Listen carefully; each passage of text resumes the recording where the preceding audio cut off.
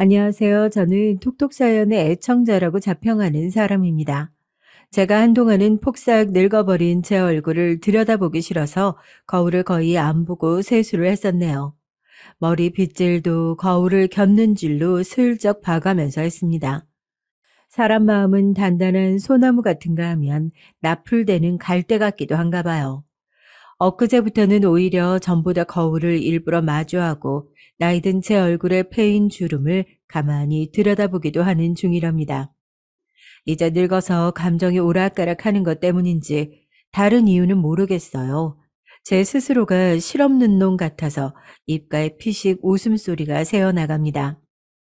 사람의 마음도 이렇게 금세 휙휙 달라지는 것인데 때마다 지나온 인생의 과정은 그야말로 각기 장르가 다른 영화들이었다고 해도 무방하겠죠. 제 인생은 가히 여러 편의 영화 같았답니다. 남들처럼 어머니의 양분을 탯줄로 공급받으며 신체 기관이 자라났고 인간이라는 동물로 태어났습니다.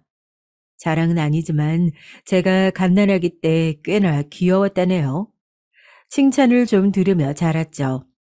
그러나 세월이 흐르고 또 흘렀을 때 저는 남들처럼 잘 살지 못하고 노숙자가 되어 있었습니다.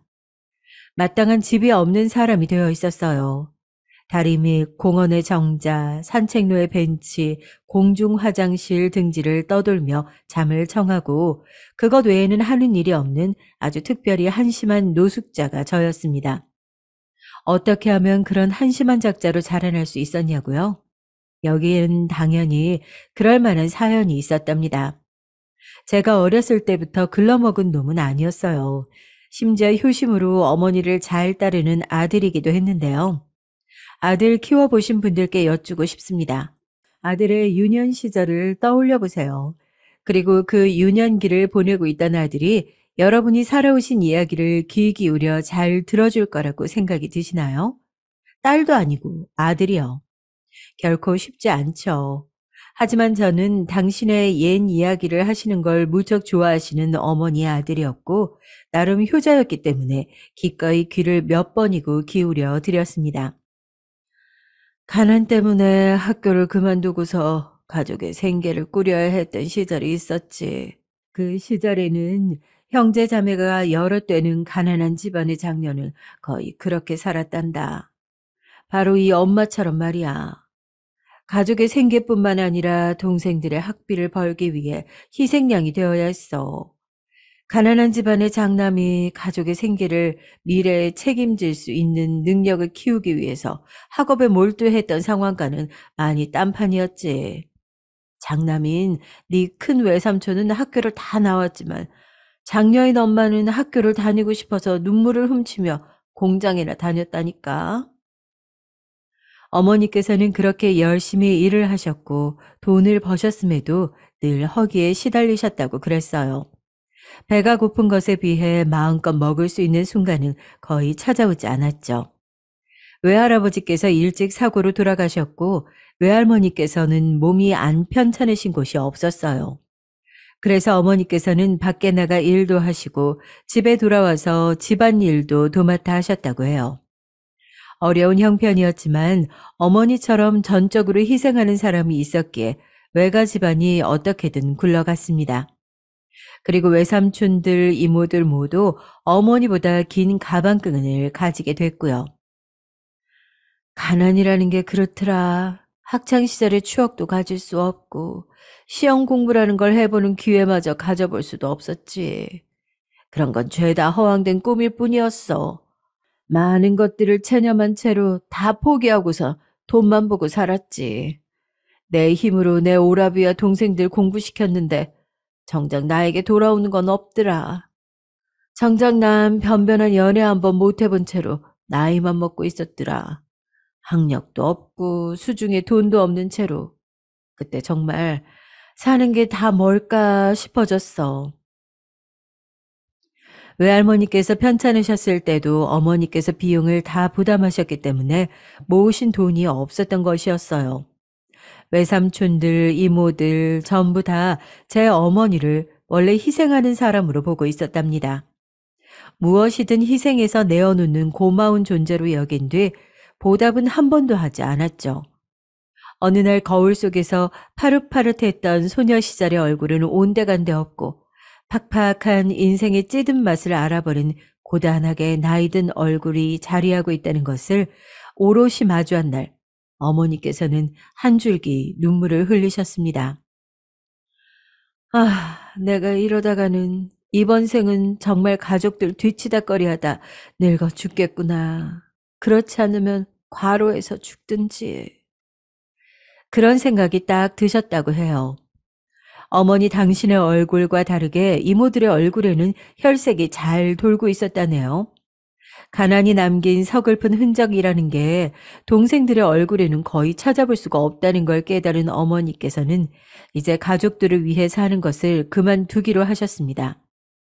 멀리 거처를 옮기시는 어머니를 외할머니께서는 책망하셨어요. 그러자 어머니께서 슬피 웃으며 대답하셨다고 합니다. 나 말고도 자식이 여럿인데 다들 공부들을 나보다 길게 했는데 무슨 일이 생겨도 앞으로는 그 자식들한테 기대는 게 그게 맞는 거죠. 엄마, 나 이제 숨 좀 쉬고 삽시다. 제발 나 좀 그렇게 할 수 있게 해주세요. 분하게도 어머니께서는 비난을 받으며 외가를 떠나야 했습니다. 끝까지 고맙다, 수고했다는 인사 한마디 못 들으셨죠. 거기까지 어머니께서 흘러온 지난 인생 이야기를 듣는 것을 저는 좋아했습니다. 비록 듣다가 중간에 몇 번 복장이 터질 뻔하는 화딱지나는 이야기였지만 그럼에도 저는 어머니께 소녀 시절과 열정이 가득했던 젊은 청춘이 존재했었다는 사실만으로도 좋았기 때문이에요. 어머니께서는 새로운 지역에 무작정 정착을 하신 이후 아버지를 만나셨습니다. 그리고 뱃속에 저를 생명이 생겨서 결혼을 하셨어요. 제가 태어난 다음의 이야기는 제가 제 눈으로 보고 겪었기에 알고 있었죠. 제 밑으로 여동생이 태어났는데 건강이 원체 좋지 못해서 가족 모두가 고생이었습니다. 가까이 사는 친가는 차라리 없는 게 100번, 아니 1000번 나을 만큼 쓸모가 없다고 저는 생각을 해왔고요. 친할아버지께서는 아직 학교도 들어가기 전이었던 저의 얼굴에 대구 담배 연기를 후 크게 불어대시던 분이었습니다. 허리가 굽은 친할머니께서는 건강 상태가 나쁘시다는 것을 무기 삼아서 어머님께 심한 잔소리를 일삼으시는 분이었고요. 1년에 3번 내지 4번 정도 배웠던 고모께서는 자꾸만 옆에서 새로운 얼굴의 남자를 끼고 나타나셨습니다. 향수 냄새 같은 걸 진하게 풍기셨던 분으로 기억을 해요. 나는 누나한테 빚진 거 단 한 개도 없으니까 제발 그 얼토당토 아니한 개소리 좀 그만 짓거려. 야, 꼭 빚진 게 있어야 되니? 그런 거 없어도 나한테 좀 베풀고 살면 어디가 덧나? 거지같이 사는 주제에 괜히 똥폰 무게 잡고 지랄이야. 그 거지같이 사는 남동생한테 누나는 왜 자꾸 빌붙으려는 건데? 본인이나 돌아보시지. 그리고 아버지와 만났다 하면 서로 으르렁대기 일쑤였습니다. 어렸기 때문에 전말은 정확히 몰랐지만 고모께서 항상 도가 지나치는 요구를 뻔뻔하게 해대셨으며 그것 때문에 아버지께서는 언제나 머리끝까지 화가 나셨다는 것만큼은 분명하게 알고 있었네요. 어린 제 눈으로 봐도 고모께서는 참 말 많고 탈 많은 분이셨는데 기어이 언젠가 일을 치고 마시더군요. 친할아버지와 친할머니께서 사시던 집을 싹싹 뒤져서 그 없는 형편에서도 그나마 돈이 될 만한 기미가 보이는 것이라면 몽땅 다 챙기셨던 겁니다. 네, 명백히 도둑질이었죠. 혼자서는 힘드니까 옆에 또 웬 남자를 끼고 와서 그렇게 일을 벌였다고 합니다. 싹 다 훔쳐서 그대로 잠적해버렸어요. 친할머니께서는 울분을 터뜨리다 못하셔서 경기를 일으키셨습니다.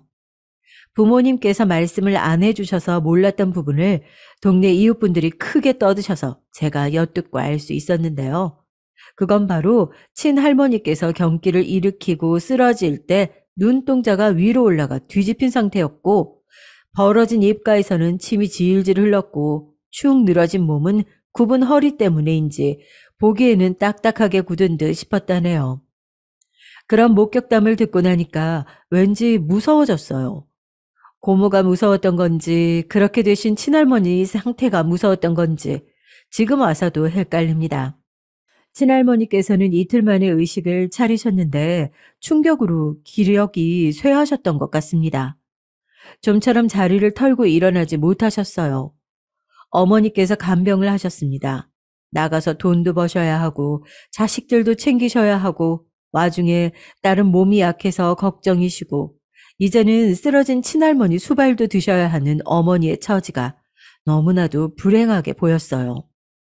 할머니는 혹시 일부러 어머니를 힘들게 하려고 태어나신 존재가 아닐까? 오죽하면 저는 그런 생각을 하며 지냈었죠. 저는 그래서 어머니의 별로 행복하지 않았던 처녀적 이야기를 듣는 걸 좋아했습니다. 왜냐하면 제가 느끼기에는 결혼 전에 어머니께서 더 행복하셨을 것 같았거든요. 아버지와 단란한 부부이셨다면 제가 그런 생각을 덜 했을지도 몰라요. 그러나 어머니를 살피기에는 아버지께서는 너무 각박하신 분이었습니다. 오래된 표현 중에 제 코가 석자라는 게 있잖아요. 아버지 당신도 몸과 마음이 모두 허덕이고 계시는데 대체 누가 누구를 챙긴다는 말입니까? 타고난 성정이라든가 아량, 배포 이런 것들이 큼직큼직한 분이었다면 얘기가 달랐을 테지만요. 또다시 오래된 표현 하나를 가져와 보자면 콩 심은 데 콩나고 팥 심은 데 팥난다고 했습니다. 제 친할아버지 그리고 친할머니께서 어떤 분들이신지 극히 단면만 소개가 되었어도 여러분은 능히 짐작을 하실 거예요. 척하면 척이잖아요. 그런 분들께서 난 자식이 아버지였고 그 누이라는 제 고모께서는 동네 이웃분들의 당시 하시던 말씀으로는 남자에 미쳤고 정신 상태는 더 미친년이었습니다. 아버지라는 분께 도저히 어머니를 향한 자애를 기대하기란 어려웠죠. 저는 어머니께 속으로만 이런 질문을 자주 드리는 아들이었습니다. 어머니, 만약에 제가 세상에 존재하지 않았다면 어머니는 지금 다르게 살고 계셨을까요? 받기만 하는 외가 식구들을 떠나 자유를 그리셨던 어머니가 진정한 자유를 찾으셨을까요?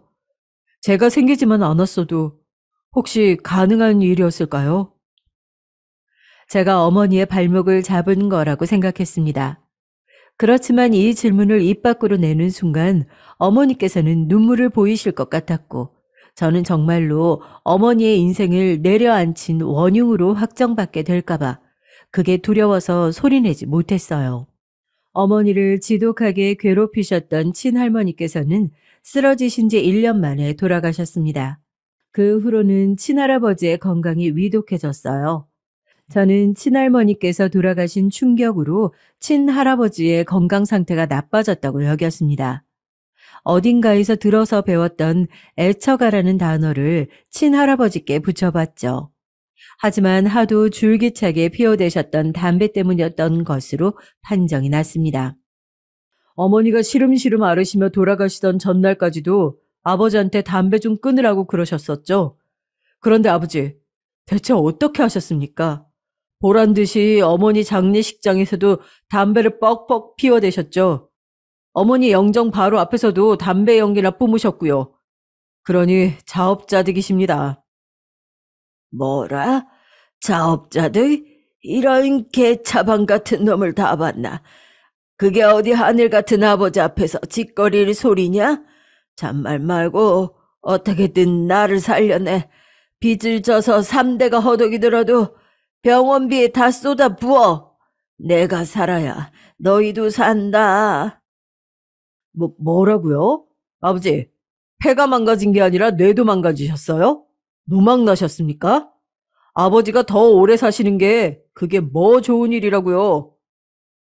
내가 이대로 죽으면 내가 필이 숨 끊어질 때까지 너희를 다 저주할 테니까 그럴 줄 알아. 그러니까 목숨 걸 각오로 나를 살리라 이 말이야. 제가 아주 크나큰 착각을 했던 것입니다. 애처가는 무슨 잘못 짚어도 한참을 잘못 짚은 셈이었죠. 친할아버지께서 피를 토하실 기세를 하신 채 아버지와 설전을 벌이시는 현장을 목격하고 저는 참담해지고 말았습니다. 제가 피를 이어받고 태어나 자란 집안이지만 저도 엄연한 일원임에도 지울 수 없던 감상은 대체 이 집안은 뭐 하는 집구석일까였습니다. 어지간히 기가 막혀야 말이죠. 친할아버지께서 그간 없는 살림에 구멍을 내시며 술과 담배를 줄기차게 일삼으셨던 행각은 동네 이웃 사람들 모두가 알았습니다. 병원에서는 마음의 준비를 해두시라고 했지만 친할아버지께서 더 살고 싶다고 발악하며 난리를 치는 중이라는 소문이 쫙 퍼졌죠. 아버지께서는 전에 본 적 없던 수심 깊은 얼굴로 집 뒤편에서 담배를 피셨습니다. 한숨을 푹푹 내쉬셨어요. 왜 그러시는 건지 그 이유를 며칠 뒤 부모님의 대화에서 유추해낼 수 있었습니다. 이렇게 가다가는 모친상 치른 지 얼마 되지도 않았건만 부친상도 얼른 따라 치르고 싶어서 환장한 자식이라고 소문이 무성해질 것 같아. 지금 고작 그런 이유로 가망이 없는 치료에 우리가 돈을 쏟아부어야 한다는 거예요? 병원에서 가망이 아예 없다고 한 건 아니잖아.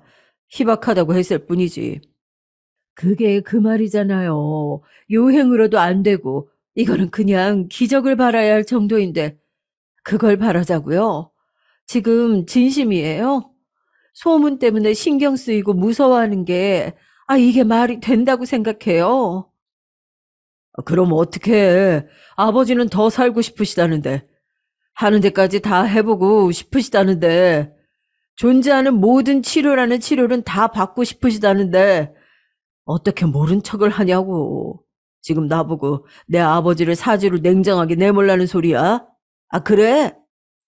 어머니 돌아가시고 나서 당신이 아주 속 시원해하고 개운해하는 것까지는 내가 알겠는데 그렇다고 해서 그걸 이렇게 티를 내주시면 내가 아주 섭섭하지.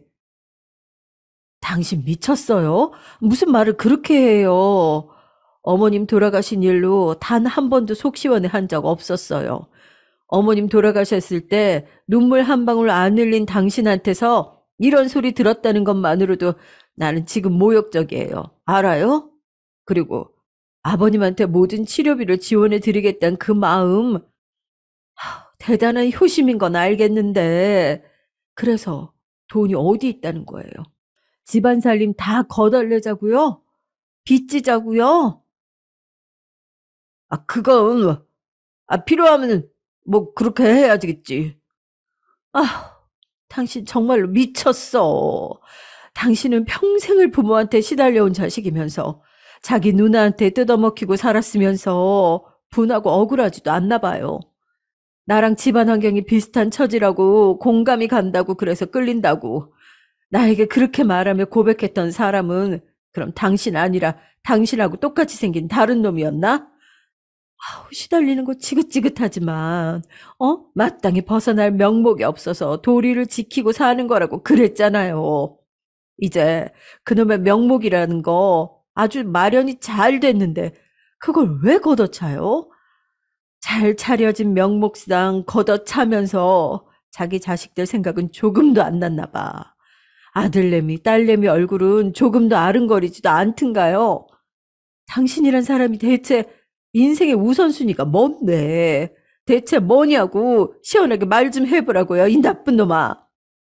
아버지께서 깊은 한숨으로 담배를 피우셨던 건 친할아버지에 대한 고심, 남들의 시선이 신경 쓰이는 것, 이런 것들 때문이었습니다. 어머니께서 드물게 감정적으로 구시는 모습을 그날 밤 저는 몰래 봤어요. 꽤 슬펐던 듯 싶습니다. 태어나서 그런 막연한 슬픔을 느껴보는 게 그 순간이 처음이었어요. 부디 뭐가 됐든 어머니의 뜻대로 이루어지길 바랐습니다. 그러나 아버지의 고집이 한 수 위였어요. 아니, 그건 고집이라기보다는 아집에 가까운 것이었습니다. 친할아버지께서는 기적을 바라시며 큰 병원에서 치료를 받으셨고 그러던 어느 날 밤 발작이 찾아와 그대로 허망하게 의료진이 손쓸 도리도 없이 돌아가셨습니다. 동네 이웃 사람들이 장례식장에서 떠드는 소리를 들었어요. 저희 집을 향해서 노망난 노친네 말 들어주다가 돈 날리고 빚만 얻었다고 하셨습니다. 상주이신 아버지께서는 연신 초점이 나간 눈빛으로 조문객들을 맞으셨죠.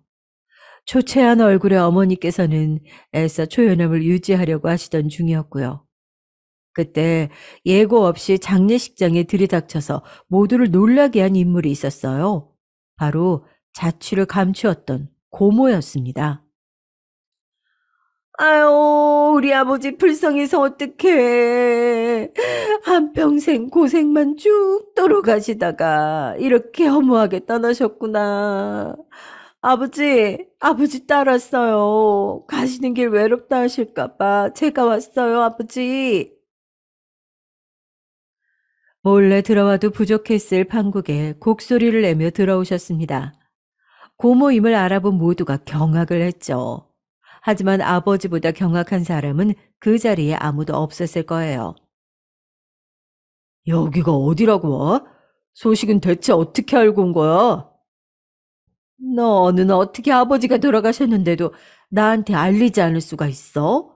너 머리가 돌았니? 머리가 돈 건 누나 쪽이겠지. 엄마 돌아가셨을 때부터 수소문 해가면서 누나를 찾았어. 그런데도 연락이 안 닿았는데 내가 어떻게 소식을 전해야 했다는 거야? 그건 어디서 뭘 하다가 이제야 나타나. 양심이라는 거 누나한테는 전혀 없지? 이왕 왔으면 집에서 훔쳐갔던 것들이나 토해내든가. 당장 다 내놔. 이왕 왔으니까 아버지께 제대로 인사를 올려야지. 그게 순서인데. 너 진짜 경우 없이 군다. 그리고 훔쳐갔다니. 말은 바로 해. 나 잠시 빌려갔던 것뿐이야. 그래? 터진 입이라고 말은 잘하네. 그럼 빌려갔던 거니까 지금 도로 돌려놔. 어서! 그래야 아버지 가시는 길이 안 찝찝하겠지. 야! 네 것도 아닌데 왜 네가 내놓으라 말아 지랄을 떨어. 주인들이 모두 저승여행 떠났으니까 빌린 것들 이제 내 거라고. 안 그래? 뭐라고? 이런 미친. 그딴 정신 나간 헛소리를 하러 온 거라면 당장 꺼져. 누나한텐 여기 있을 자격이 없어. 아무리 그래도 우리가 세상 하나뿐인 남매지간인데 이제 두 분 돌아가셨으니 우리가 서로 의지하며 지내야지. 너 정말 왜 이러니? 이 누나는 너무 속상하다, 동생아. 분노에 찬 아버지 앞에서 고모께서는 잘도 가증스레 눈물을 찍어내셨습니다. 그리고 바로 그때 어머니께서 그 앞으로 다가가 망설임 없이 고모의 뺨을 치셨어요. 크게 짝 하는 소리가 울렸습니다. 모두가 숨을 죽인 가운데 고모께서 어이없다는 듯 눈을 치켜 뜨셨고 그러자 어머니께서는 다시 한번 세게 뺨을 후려치셨죠. 고모께서는 더 세게 날아온 손찌검에 그만 주저앉고 마셨습니다. 어머니께서 차갑게 그 모습을 내려다보며 말씀하셨어요. 뭐가 그리 말이 많아요. 구질구질하게. 그냥 딱 정리하죠. 돈 달라는 소리 하러 온 거라면 지금 당장 꺼지세요. 그리고 두 번 다시 우리 앞에 나타나지 마세요. 돈의 디귿자도 안 꺼낼 거고 우리한테 사과하고 속죄할 마음이라면 그대로 있으시고요. 그러자 고모께서는 수치심에 얼굴을 붉히셨고 반격을 하려는 듯 벌떡 일어나셨다가 서리빨보다 매서운 어머니의 눈빛을 정면으로 맞이하자 움찔하더니 선택을 내렸습니다. 바로 주랭랑이었죠. 정말로 돈을 뜯어내기 위해 이곳에 오셨던 겁니다. 그걸 아버지께서는 미처 모르셨나 보더라고요. 고모께서 사라진 방향을 보며 한참이나 멍한 표정으로 계셨으니까요. 상황을 정리하셨던 건 어머니셨지만 며칠 뒤 아버지께서는 사람들에게 당신 스스로 문제 많은 누이를 내쫓았다고 자랑스레 말하고 다니셨습니다. 어쨌거나 저는 조부모님과 고모 모두 사라진 게 알터니가 빠진 것처럼 시원했어요. 잘 됐다고 생각했죠. 하지만 생각처럼 상황이 흘러가지 않았습니다. 가뜩이나 집에 빚이 있었고 보위금 들어온 걸로 그나마 어찌어찌 살고 있었는데 아버지께서 웬 사업이라는 걸 한번 해보겠다고 도전하셨다가 거하게 말아잡수신 겁니다. 멋대로 시작한 사업, 멋대로 빚을 가져왔으니 책임지라며 어머니께서는 아버지 앞에서 가슴을 치고 우셨어요. 나는 잘해보려고 그런 것 뿐이지. 우리 가족 더 잘 살아보려고, 어? 단지 그걸 바랐을 뿐이었는데, 이렇게 단번에 망할 줄은. 아버지께서는 당신의 실패보다는 가졌던 의도가 더 중요한 것 아니냐는 태도로 나오셨어요. 어머니의 복장만 더 터지게 만들었습니다. 그러더니 시류에 빠지셨죠. 아무것도 안 한 채로 몇 날 며칠을 보내셨습니다. 며칠이 지났을 때 난데없이 돈을 어떻게든 벌어오겠다며 선언을 하셨는데요. 저는 그 선언에 신뢰가 가고 기쁜 마음이 들기보다 왠지 모르게 불안하고 미심쩍은 기분이 들었던 기억이 납니다. 아버지께서 돈을 벌어오겠다고 호언장담을 대체 뭘 보고 하신 건가 싶었는데 알고 보니까 배를 타러 나가셨더라고요. 배를 타신 뒤로 소식이 뚝 끊겼습니다. 저희 집에서는 빚이 있었고 여동생은 아팠습니다. 어머니께서는 돈을 버셔야 했죠. 원래는 식당 일만 하고 계셨는데 거기에 목욕탕 청소 일도 추가해서 시작하셨습니다. 저는 그 사실을 몰랐어요. 어머니께서 자식들에게 비밀로 하셨기 때문이에요. 그랬다가 알게 된 이유는 어머니께서 목욕탕 일을 하시다가 쓰러지셨기 때문이에요. 청소 일을 하다가 현기증이 나서 쓰러지셨는데 그러면서 코피를 흘리셨죠. 목욕탕 바닥에 피가 번져 나갔다고 합니다. 가뜩이나 기력 없는 몸에 코피까지 줄줄 흘러나갔으니 어머니께서는 병원에 실려온 뒤 이틀이 지난 뒤에야 눈을 뜨셨어요. 그리고 정신을 차리자마자 병원비 걱정부터 하셨습니다. 힘들게 번 돈을 병원비로 써야 하는 것이 아깝고 안타깝다며 어머니께서는 스스로를 자책하셨어요. 저는 그런 어머니를 보며 가슴이 찢어질 때 됐습니다. 그따위 공부 더 하고 싶지 않다고 그랬어요. 고등학교 졸업장 같은 거 없어도 일만 잘 구할 수 있다고 그랬습니다. 호기롭게 말을 뱉던 저는 어머니의 싸늘한 눈빛을 마주하고 입을 다물었죠. 안 돼. 내가 뭐 때문에 무얼 바라보며 이토록 고생을 하고 사는데 내 자식들은 반드시 공부시킬 거야. 나처럼 되게 두지는 않아. 내 짧은 가방끈 나는 내 자식들에게 물려줄 생각 추호도 없어. 그건 차라리 절규에 가까운 외침이었습니다. 그 앞에서 제가 차마 하지만 이대로는 안 되는 걸요라는 본심을 꺼낼 수 없었습니다. 여동생은 선천적으로 심장에 문제를 안고 태어난 경우였어요. 심장 수술을 여러 번 받아야 했고 그 비용은 수천만 원이 쉽게 넘어갔습니다. 도저히 감당이 안 되었어요. 어머니께서는 자식들의 학업과 건강 그 어떤 것도 포기하지 못하셨습니다. 언제 돌아오실지 과연 돌아오시기나 할지 기약이 없는 아버지를 손 놓고 기다릴 수는 없는 노릇이었고요. 돈이 너무 궁하여서 대부업체에서 돈까지 빌렸고 그런 상황인데 어머니께서는 나만 믿으면 된다라고 하셨어요. 일을 새로 구하겠다고 하셨죠. 아주 돈이 많이 벌리는 일이요. 불규칙적으로 집을 나서셨는데 공통점이라면 늦은 시각에 일을 하신다는 점이었습니다. 어디서 일을 하시는지 알 길이 없었어요. 가까운 곳이라면 동네에서 누가 아는 사람이 있었을 텐데 아무도 어머니의 행적을 알지 못했습니다. 어머니께서 벌어오신 돈으로 여동생은 또 수술을 받을 수 있었고 그 덕에 목숨을 건졌습니다. 저는 어머니께 속으로만 질문을 던졌어요. 어디서 무슨 일을 하시는 거예요, 어머니? 아무도 모르게 하실 만한 일이, 돈을 많이 벌 수 있는 일이 대체 뭔데요? 그러나 사실은 답을 추려낸 상태였기 때문에 진짜로 질문을 입 밖에 낼 수 없었어요. 침묵을 지킨 대가는 컸습니다. 제가 대학을 갔고 여동생이 최종으로 심장 이식 수술을 받았어요. 사실상 완치였죠. 동네에서는 어머니께서 어떻게 그런 거액을 마련해 여동생을 완치시켰는지를 두고 여러 말이 떠돌았습니다. 저희는 이사 준비를 했고 그런 때에 아버지가 돌아오셨어요. 시커멓게 탄 피부, 마른 몸, 무섭게 퀭한 눈매를 한 채 낯선 모습으로 집에 돌아오신 아버지께서는 곧장 이 모든 일을 알게 되셨죠. 그 망할 동네는 언제나 다른 집들의 이야기를 하는 걸 좋아했고 비밀이란 없었으니까요. 그 동네에 빌어먹을 버릇이 결국 사달을 내고 말았던 겁니다. 아버지께서 돌아오시자마자 이웃들이 즉각 신나게 다 떠들어댔죠. 아버지께서는 수년 만에 보는 어머니의 얼굴을 세게 때리셨습니다.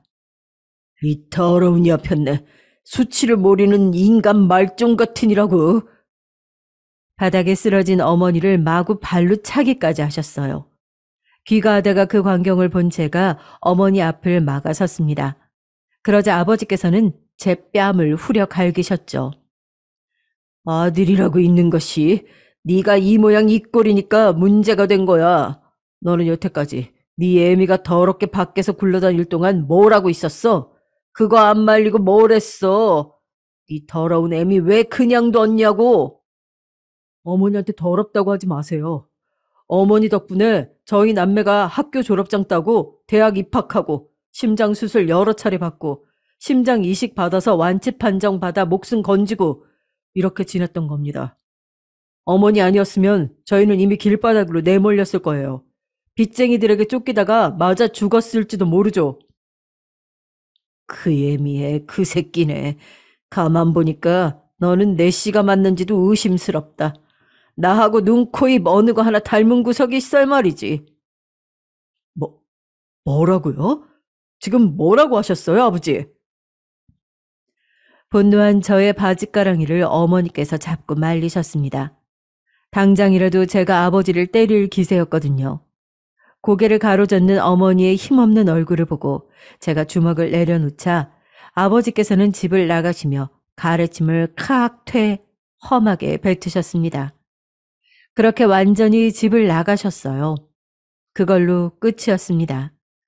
남은 저희 세 가족 잘 살면 좋았을 텐데 그 후로 얼마 지나지 않아 어머니께서 병에 걸리셨어요. 회복은 되지 않았고 날이 갈수록 상태만 안 좋아졌습니다. 그동안 연을 끊고 살았던 작은 외삼촌께서 찾아와서 저희 상황을 거들어 주셨죠. 당시에는 그분도 형편이 어려웠습니다. 그래서인지 저희 남매를 향해 직접적으로 혹시라도 나한테 거머리처럼 붙을 생각은 마라 이렇게 단호히 말씀을 하셨습니다. 저희가 당신께 빌붙기라도 할까봐 염려가 되셨던 모양이죠. 저는 무덤덤하게 듣고 넘겼고 여동생이 많이 속상했던 것 같아요. 그걸 곧이곧대로 어머니께 전했던 겁니다. 어머니께서는 크게 충격을 받으셨죠. 당신의 힘으로 작은 외삼촌의 학교를 보냈고 생활비는 되졌던 과거가 있었으니까요. 작은 외삼촌께 화를 내며 따지시다가 상태가 악화되고 말았습니다. 나약해져 있던 몸에 무리가 간 거예요.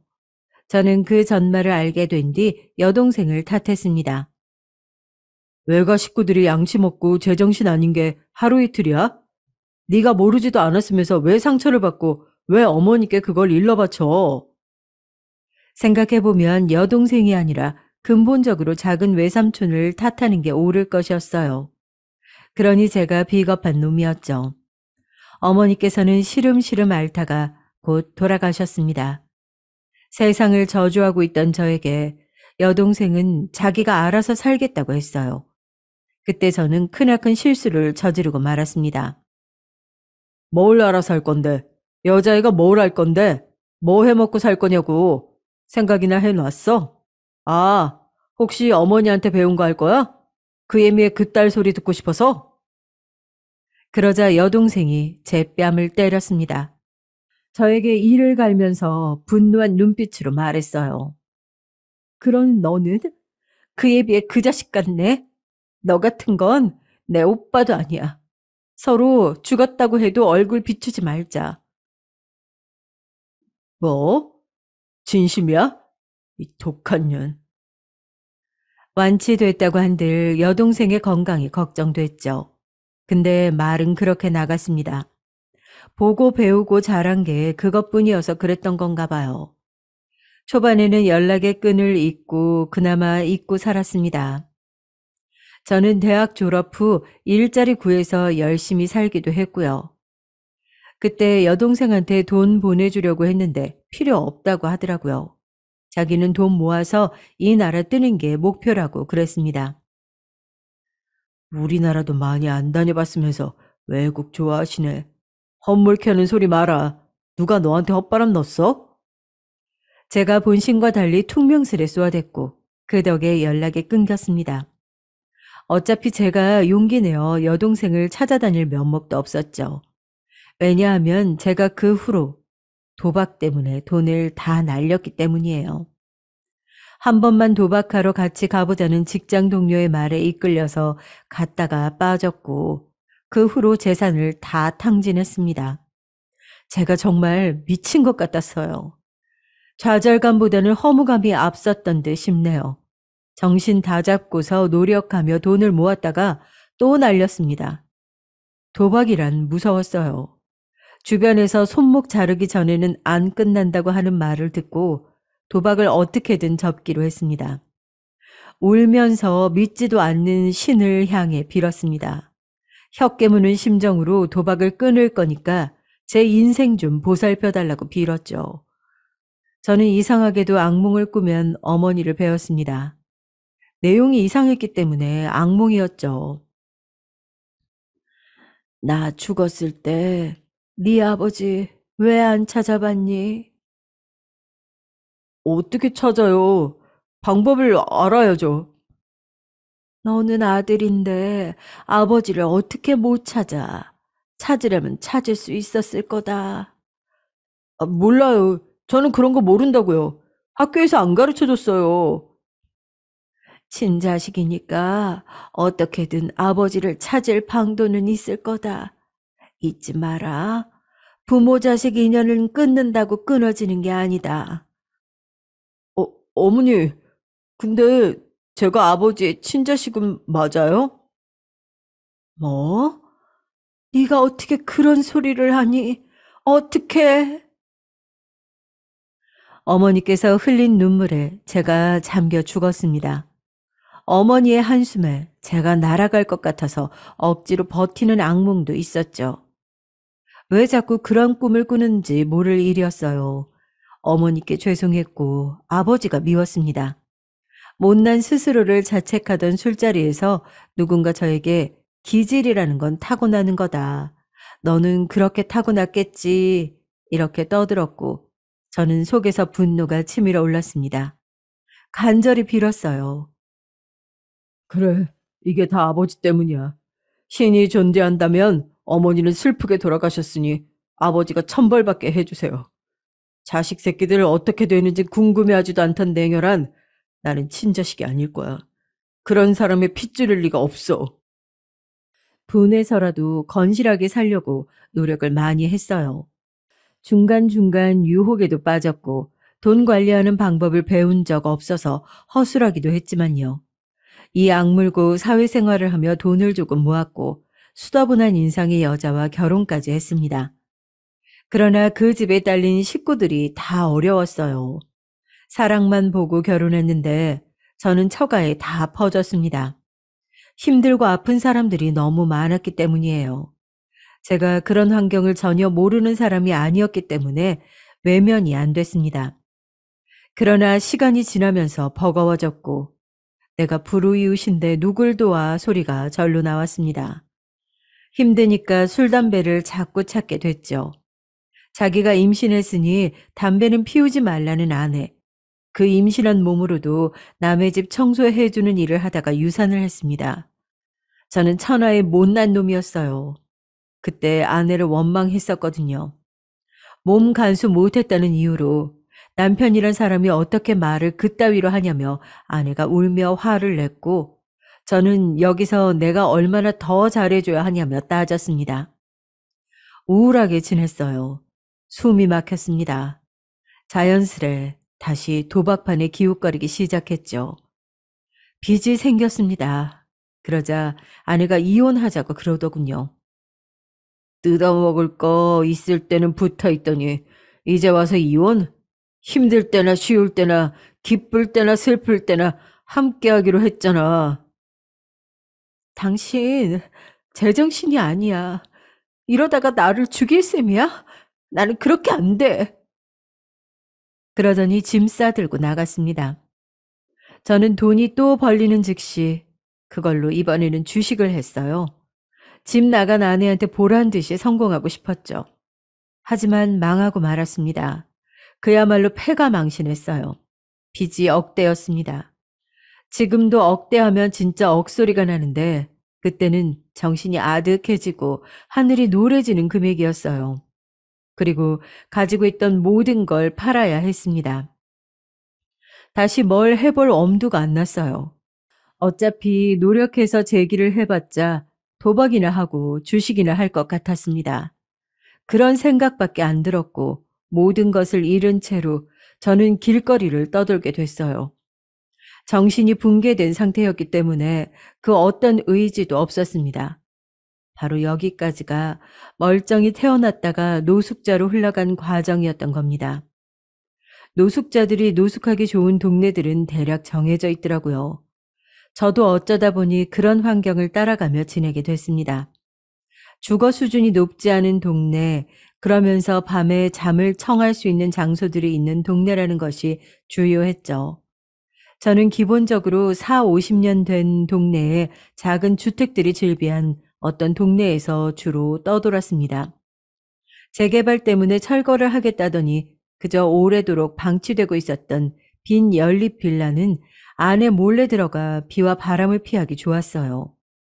아무도 안 오는 공터의 낡은 벤치는 좋은 잠자리가 돼주었고요. 저는 그곳에서 때때로 어머니께서 나오는 악몽을 꾸었습니다. 그 동네에는 과일을 가게 앞에 몇 가지를 놓고서 파는 슈퍼가 있었어요. 가끔은 정체불명의 전통 과자를 소쿠리째로 갖다 놓고 팔기도 했죠. 저에게 좋았던 점은 끝내 안 팔린 것들을 봉투에 담아 쓰레기로 슈퍼 건물 옆에 둔다는 점이었어요. 다른 게 섞이지 않고 먹을 것만 담긴 그 봉투의 존재를 안 이후 저는 종종 그 주변을 맴돌며 언제 음식 쓰레기 봉투가 나올까 기다렸습니다. 자주 나오는 건 아니었기에 일주일에 한두 번 나올 때도 있었어요. 그러면 저는 그걸 몰래 챙겨다가 허겁지겁 다 문드러 터진 과일을 묻고 따지지도 않은 채 먹었고 슈퍼 사람이 먹고 함께 버려서 섞인 잔반, 라면에 몇 가닥 면발 같은 것도 개는 감추듯 먹어버렸습니다. 과거의 저라면 상상도 할 수 없던 생활에 저는 이미 길들어져 있었죠. 그때 거울을 거의 안 봤으나 꾀죄죄하고 냄새나는 차림, 덥수룩한 머리와 거칠게 자란 수염, 불안하게 주변을 자꾸 살피는 눈빛, 그런 것들이 아주 볼품없고도 무서웠을 거라 생각해요. 그런데 어느 날 저에게 누군가 다가오더니 벤치에 누워있는 제 머리맡에 빵과 우유를 놓아주는 거예요. 기력 없었던 저는 그게 어떤 아주머니라는 것만 확인했고 허겁지겁 먹기 바빴습니다. 누가 동정심을 베풀었다고 생각했어요. 하지만 다음 날 그분은 누워있던 제 머리맡에 다시 먹을 걸 놓아주셨습니다. 제가 이번에는 감사하다는 인사를 남겼죠. 제가 드리는 거 아니에요. 그랬더니 그런 말씀만 간단히 남기셨어요. 이튿날 여느 때처럼 슈퍼 주변을 멀찍이 관망하며 배회하던 제가 그 아주머니를 발견했습니다. 슈퍼에서 일을 하고 계셨어요. 당황한 제가 몸을 못 숨기고 지쳐까지 가버렸고 눈이 마주쳤습니다. 어머? 노숙자 총각이네. 여기 슈퍼 주인이셨어요? 아니에요. 주인 따로 있어요. 여기 사장님이 몸이 안 좋으셔가지고 제가 일 좀 보고 있네요. 알바예요, 알바.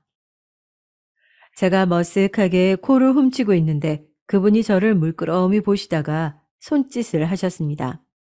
안에 먹을 거 있으니까 가서 먹으라고 하셨어요. 김밥이 있다는 말을 듣자 저도 모르게 침이 꿀꺽 넘어갔고 수포 안에 딸린 방에서 허겁지겁 그걸 먹고 말았습니다. 먹고 나서야 제가 무척 지저분하다는 것, 그리고 이 공간이 왠지 모르게 나이 지긋하게 드신 분의 공간 같다는 느낌을 받았습니다. 아주머니께서는 저에게 돈을 건네주시며 목욕탕을 가라고 하셨어요. 여기 동네에 목욕탕 어디 있는지 모르는 건 아니죠? 갔다 와요. 왜 저에게 베풀어 주십니까? 아, 나도 이유야 모르죠. 나는 그냥 사장님이 시키는 대로 하는 것뿐이에요. 네? 그 사장님이라는 분께 제가 인사라도 드리고 싶은데 가게에 잘 안 나오시나 보죠? 거의 얼굴 뵙기 힘들 거예요. 배가 채워지고 나니까 이상하게 제 몸에서 나는 냄새가 맡아지더라고요. 너무나도 씻고 싶어졌죠. 그간 잊고 살았던 감각이었습니다. 거절할 도리가 없어 목욕탕을 갔고 급한 대로 새 옷을 사입었어요. 추리닝이란 걸 새로 입으니까 살겠더라고요. 그리고 놀랍게도 아주머니께서는 일자리를 알아봐 줄 테니까 우선은 슈퍼에 딸린 방에서 자라고 하셨습니다. 나는 그냥 사장님이 시키니까 그대로 할 뿐이에요. 나도 사장님이 왜 그렇게 동정심이 넘쳐서 노숙자 총각을 잘 봐주고 돕는 건지는 모르겠으니까. 툴툴대셨지만 정이 넘치는 분이라는 걸 알 수 있었습니다. 수개월 만에 멀쩡한 실내 바닥에 누워서 이불을 덮고 눕던 그 순간 눈물이 흘렀습니다. 좁은 그 방이 대궐처럼 느껴졌고 감사하기만 했어요. 이틀 뒤 저는 슈퍼 근처에서 버스를 타고 20분을 이동하면 나오는 물류센터에 취직했습니다. 제가 해낸 것이 아니었어요. 슈퍼 사장님이라는 분이 그쪽에 저를 소개시켜 주셨다는 소리를 들었는데요. 일손이 부족했던 물류센터 측에서 흔쾌히 저를 묻지도 따지지도 않고 받아주었습니다. 얼떨결에 일자리가 생긴 저는 당황스러웠죠. 하지만 이건 기회야. 죽이 되든 밥이 되든 해보자. 그리고 다시 일어서 보자. 딱 한 번만 더 정신 차려보자. 도박, 주식, 그리고 노숙 생활까지 저는 그런 과정을 거치며 몸의 능력이 떨어져 있었고 그걸 현장에서 느끼며 부끄러웠습니다. 남들보다 제가 많이 못했어요. 근데 이 악물고 나가 떨어지지 않으려고 했죠. 잘릴 수는 없었어요. 벼랑 끝에 내몰린 심정으로 일을 했고 너무 힘든 나머지 슈퍼로 돌아오면 거의 바로 문 닫을 준비를 도운 후에 잠이 들었습니다. 너무 힘이 들어서 일 외에 어떤 것에도 신경을 쓸 수가 없었어요. 한 달이 지나자 그나마 몸이 적응을 했고 물류센터 측에서 여기서 숙식을 해결하며 근무를 늘리고 돈을 더 버는 게 어떠냐고 제안을 했습니다. 제 노력하는 모습이 인정을 받았다는 걸 알았고 저는 기쁘게 수락했죠. 몸이 힘들어도 보람된 것, 그 기쁨을 저는 이미 배운 뒤였어요. 또한 도박이 생각이 전혀 안 나더라고요. 사장님께 인사드리고 싶은데 연락이 잘 안 되시나요? 사는 곳도 모르신다고요? 그 양반이 필요할 때만 연락을 하니까 나야 잘 모르지. 아주머니의 말씀이 변명처럼 들렸지만 대수롭지 않게 넘겼습니다. 저는 마음을 다잡고 일을 더 열심히 하기 시작했고 그렇게 3개월이 지났을 때 아주머니의 연락을 받았어요. 슈퍼로 얼굴을 비치러 오라는 말일 줄 알았는데 그게 아니었습니다. 들려온 전화 내용에 저는 다리에 힘이 풀려 주저앉고 말았습니다. 이게 다 무슨 소리야? 슈퍼 사장님의 목숨을 끊으셨다니요? 그런데 그분이 나에게 유서를 남겼다고요? 내가 그분의 아들이라고요? 정신이 혼미한 채로 병원에 갔어요. 돌아가시고 나서야 뵙게 된 슈퍼 사장님을 마주했고 싸늘한 주검이 된 아버지의 모습에 저는 울부짖었습니다. 세월이 흘렀어도 이런 순간에 뵙게 됐어도 제 아버지임을 알아봤습니다. 아버지께서 남긴 유서에 모든 전말이 담겨 있었어요. 처자식을 버리고 떠나신 이후 아버지께서는 돈을 벌고 모으는 것만 하며 사셨습니다. 돈만 있었어도 저희 가족이 행복했을 거라고 믿으신 채 돈 없이 사는 것이 지긋지긋하셨던 거예요. 그렇게 사시다가 몸이 안 좋아지셨죠. 몸이 아프니 어머니 생각이 나셨다고 해요. 그리고 알게 되셨죠. 당신께서 떠나신 이후 어머니께서 금방 돌아가셨다는 사실을요. 아버지께서는 깊이 후회하셨습니다. 자식을 찾을 면목도 없으셨고 외로이 여생을 살다가 죽어야겠다고 생각을 했을 때 노숙자를 발견한 거예요. 바로 저였죠. 놀라신 아버지께서는 저를 따라다니셨고 제가 그 동네에 머물기로 한 것을 확인하시자마자 나이 지긋하게 드신 노인네께서 오래 운영하시던 슈퍼를 인수했습니다. 그리고 일자리가 필요했던 아주머니를 고용하며 자신의 뜻에 따라 행동해달라는 조건을 내셨죠. 그렇게 저를 몰래 챙겨주셨던 겁니다. 제가 삶의 의지를 잃고 노숙자가 된 것을 알아보시고 어떻게든 다시 일으키려 하셨고 저를 받아줄 일터를 찾아 직접 문을 두드리고 다니셨어요. 제가 열심히 일을 하며 지내는 모습에 기뻐하시던 그때 건강이 악화되었습니다. 병원에 가보니 버틴 게 용하다며 여명이 길어봤자 3개월 남았다는 소리가 들려온 거예요. 아버지께서는 저를 보고 얘기를 나누면 당신께서 용서를 받을까봐 그게 두렵다고 하셨습니다. 제가 아버지를 용서할 자식임을 안다고 하셨어요. 상철아, 너무 늦었지만 이제 용서를 구한다. 나는 내가 떠난 이후에나 네가 나를 용서하기를 바란다. 나는 용서를 받고 떠날 자격이 없고 너는 나를 용서해야 진정 앞으로 나갈 수 있을 것이니 이렇게 되는 것이 옳다. 미안하다. 상의를 찾아서 남매가 곧 함께 지내다오. 저는 싸늘하게 식은 아버지의 얼굴을 어루만지며 몇 번이고 용서해요라고 말씀드렸습니다. 슈퍼를 제가 갖게 됐지만 그대로 아주머니께서 전권을 가지고 운영하시게끔 두었어요. 그리고 아버지께서 유서에 여동생의 출국 기록을 확인하고 남기신 것을 토대로 수소문에 들어갔습니다. 어딜 가나 한인들끼리 뭉치게 되어 있으니까요. 태국에서 일하며 지내고 있는 여동생과 연락이 닿았고 아버지의 마지막 행동을 전해 들은 여동생은 그곳을 정리하고 한국으로 들어왔습니다. 공항에서 저와 부둥켜 안고 울었어요. 이제 서로 의지하며 지내자 했습니다. 아버지께서 주고 가신 돈으로 여동생에게 작은 집을 마련해 준 뒤 저는 일터에서 숙식을 해결하며 살았어요. 힘들어도 보람된 하루였죠. 그러던 저에게 누가 찾아와서 나가보니 바로 아내였습니다. 작은 아이와 함께였죠. 저는 그 아이가 제 자식임을 한눈에 알아봤어요. 그때 다시 임신했다는 사실을 안 아내는 저와 있다가 또 유산을 할까봐 무서워서 저를 떠났던 겁니다. 제 아들을 홀로 낳고 장모님 한 분께만 이 사실을 알린 채 육아와 일을 병행해 왔어요. 그렇게 악바리처럼 살면서 돈까지 어느 정도 모았더라고요. 아무리 못난 아빠라도 아이한테는 아빠니까 만나게 해주고 싶어서 수소문해서 당신을 찾은 거야. 아내가 그렇게 말하자 제가 얼른 끌어안았습니다. 아내도 울고 저도 울었습니다. 그간의 일을 저는 다 알려주었고 여동생도 소개시켜 주었어요. 여동생은 새언니와 조카가 생겼다는 것에 기뻐했습니다. 가족이 있다는 건 좋은 일이라고 하더군요. 살아보니 그 말이 맞는 것 같습니다. 제가 이날 이때까지 다시 그릇된 길로 빠지지 않고 살아온 것은 가족이란 이름을 위해서였으니까 말입니다. 안녕하세요. 저는 시골에 사는 40대 후반 여자입니다.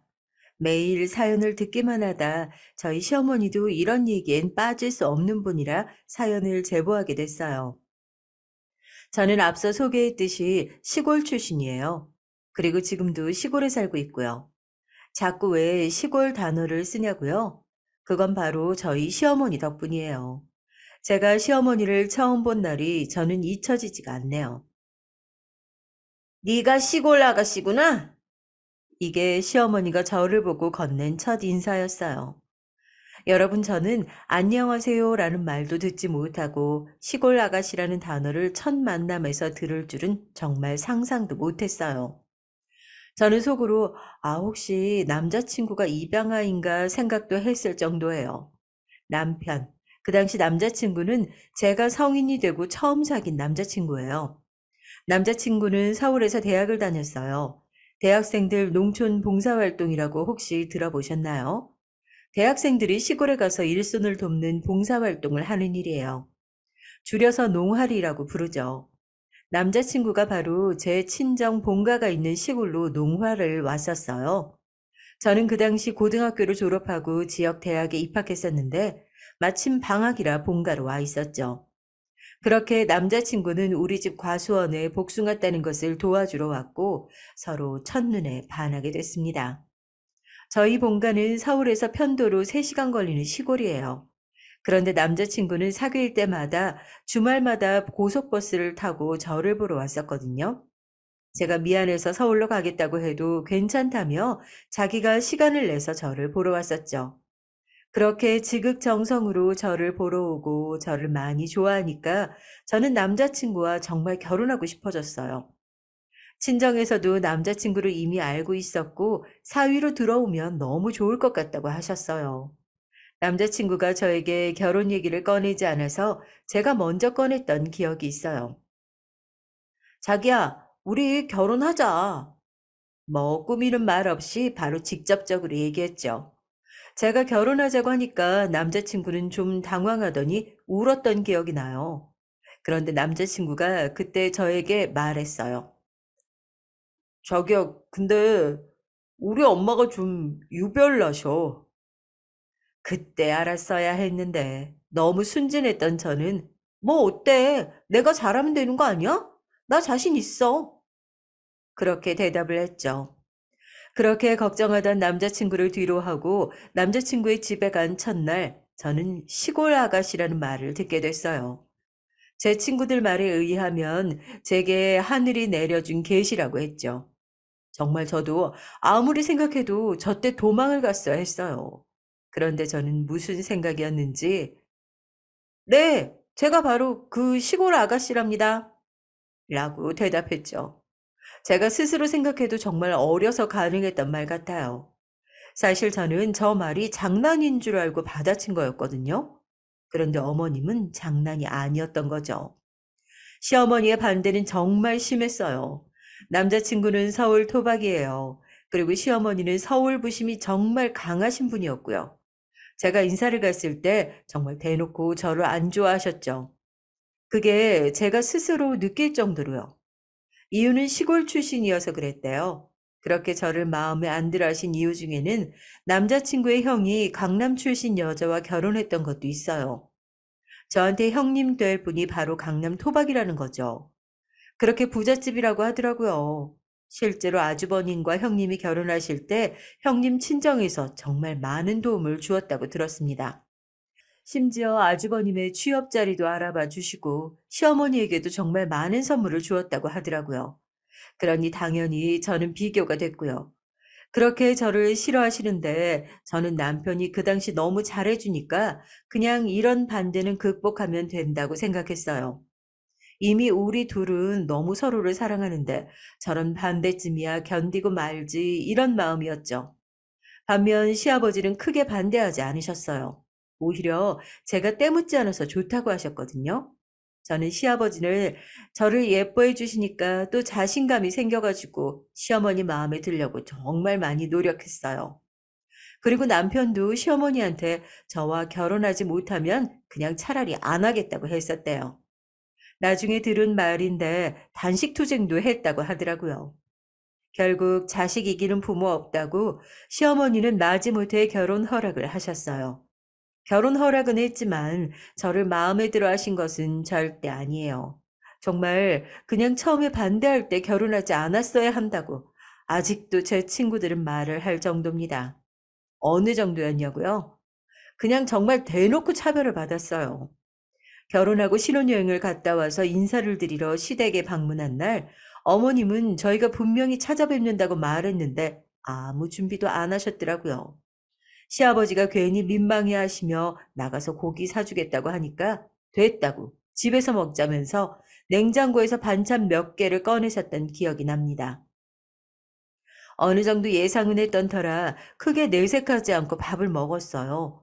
시어머니는 정말 유치하게 저를 싫어하셨어요. 왜 여러분들도 텔레비전이나 각종 매체에서 시어머니가 며느리 괴롭히는 거 많이 보셨잖아요. 그거 다 종합했다고 생각하시면 됩니다. 저한테만 찬밥을 주신다든가 남은 음식은 저보고 먹어서 없애라고 하던가 그런 내용들이요. 강남 출신 형님한테는 어떻게 하셨는지 궁금하시죠? 저는 그 집 딸인 줄 알았어요.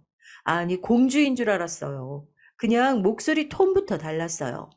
저한테는 예, 야 이렇게 부른다면 형님한테는 며느라, 예쁘나 이러더라고요. 정말 대놓고 저럴 때마다 남편이 화를 냈는데 들은 척도 안 하더라고요. 오히려 그러게 왜 엄마가 반대하는 결혼을 해? 라며 제 앞에서 화를 냈죠. 그나마 시아버지가 계시면 좀 덜 했던 기억은 나요. 이런 차별은 제가 아이를 낳자 훨씬 심해졌습니다.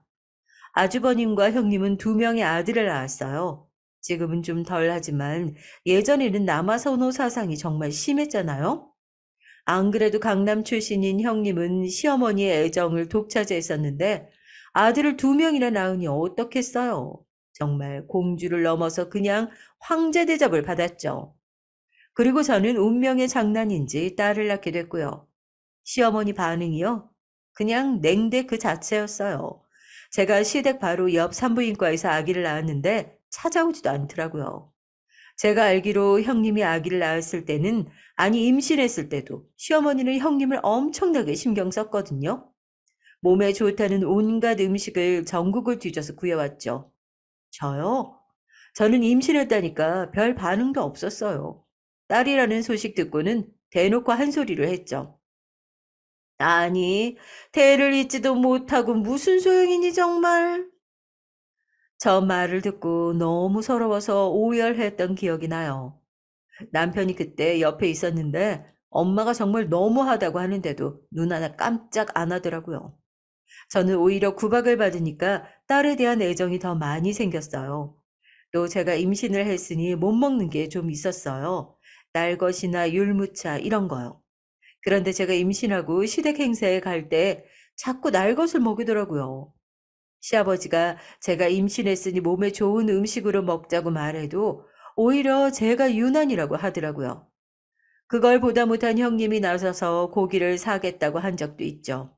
아, 시어머니는 저렇게 저를 대놓고 싫어하셨지만 형님은 저한테 그래도 잘 해주시는 게 눈에 보였습니다. 사람이 넉넉하게 자라서 살짝 눈치가 없기는 했지만 절대 시어머니처럼 악독한 마음을 가진 사람은 아니었어요. 산후조리는 친정에서 하려고 했지만 친정이 시골이고 주위에 제대로 된 병원도 없어서 어쩔 수 없이 시댁에서 하게 됐죠.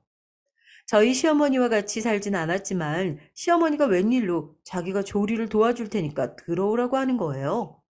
저는 그렇게 당해놓고도 순진하게 아, 그래도 아기를 낳았으니까 좀 잘 해주시려나 보다 생각했어요. 그 생각은 들어간 첫날 깨지게 됐습니다.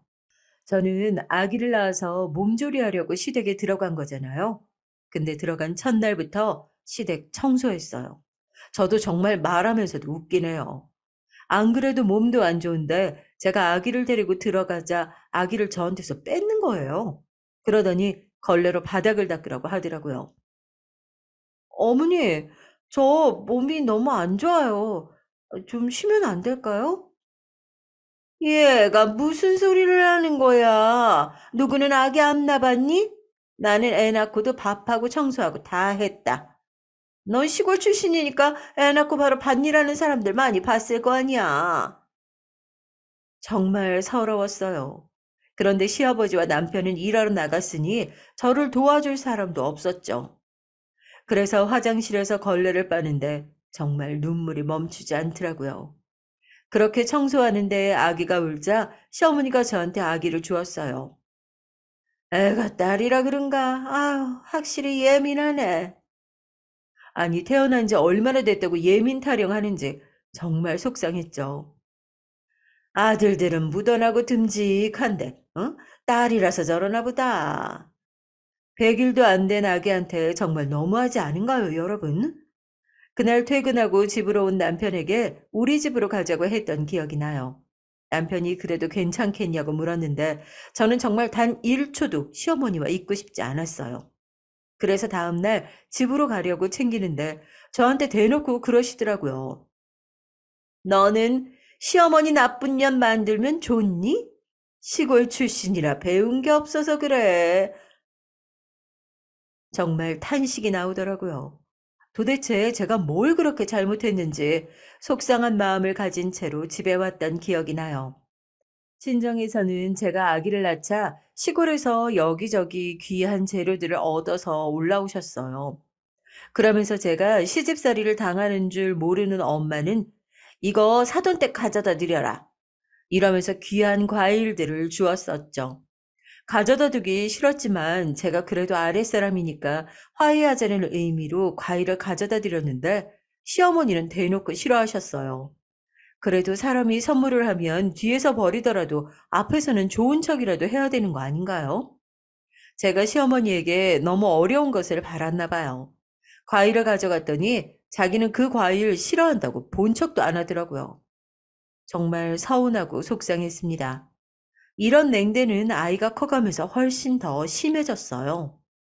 강남 출신 형님은 아들 2명을 낳았다고 했었잖아요.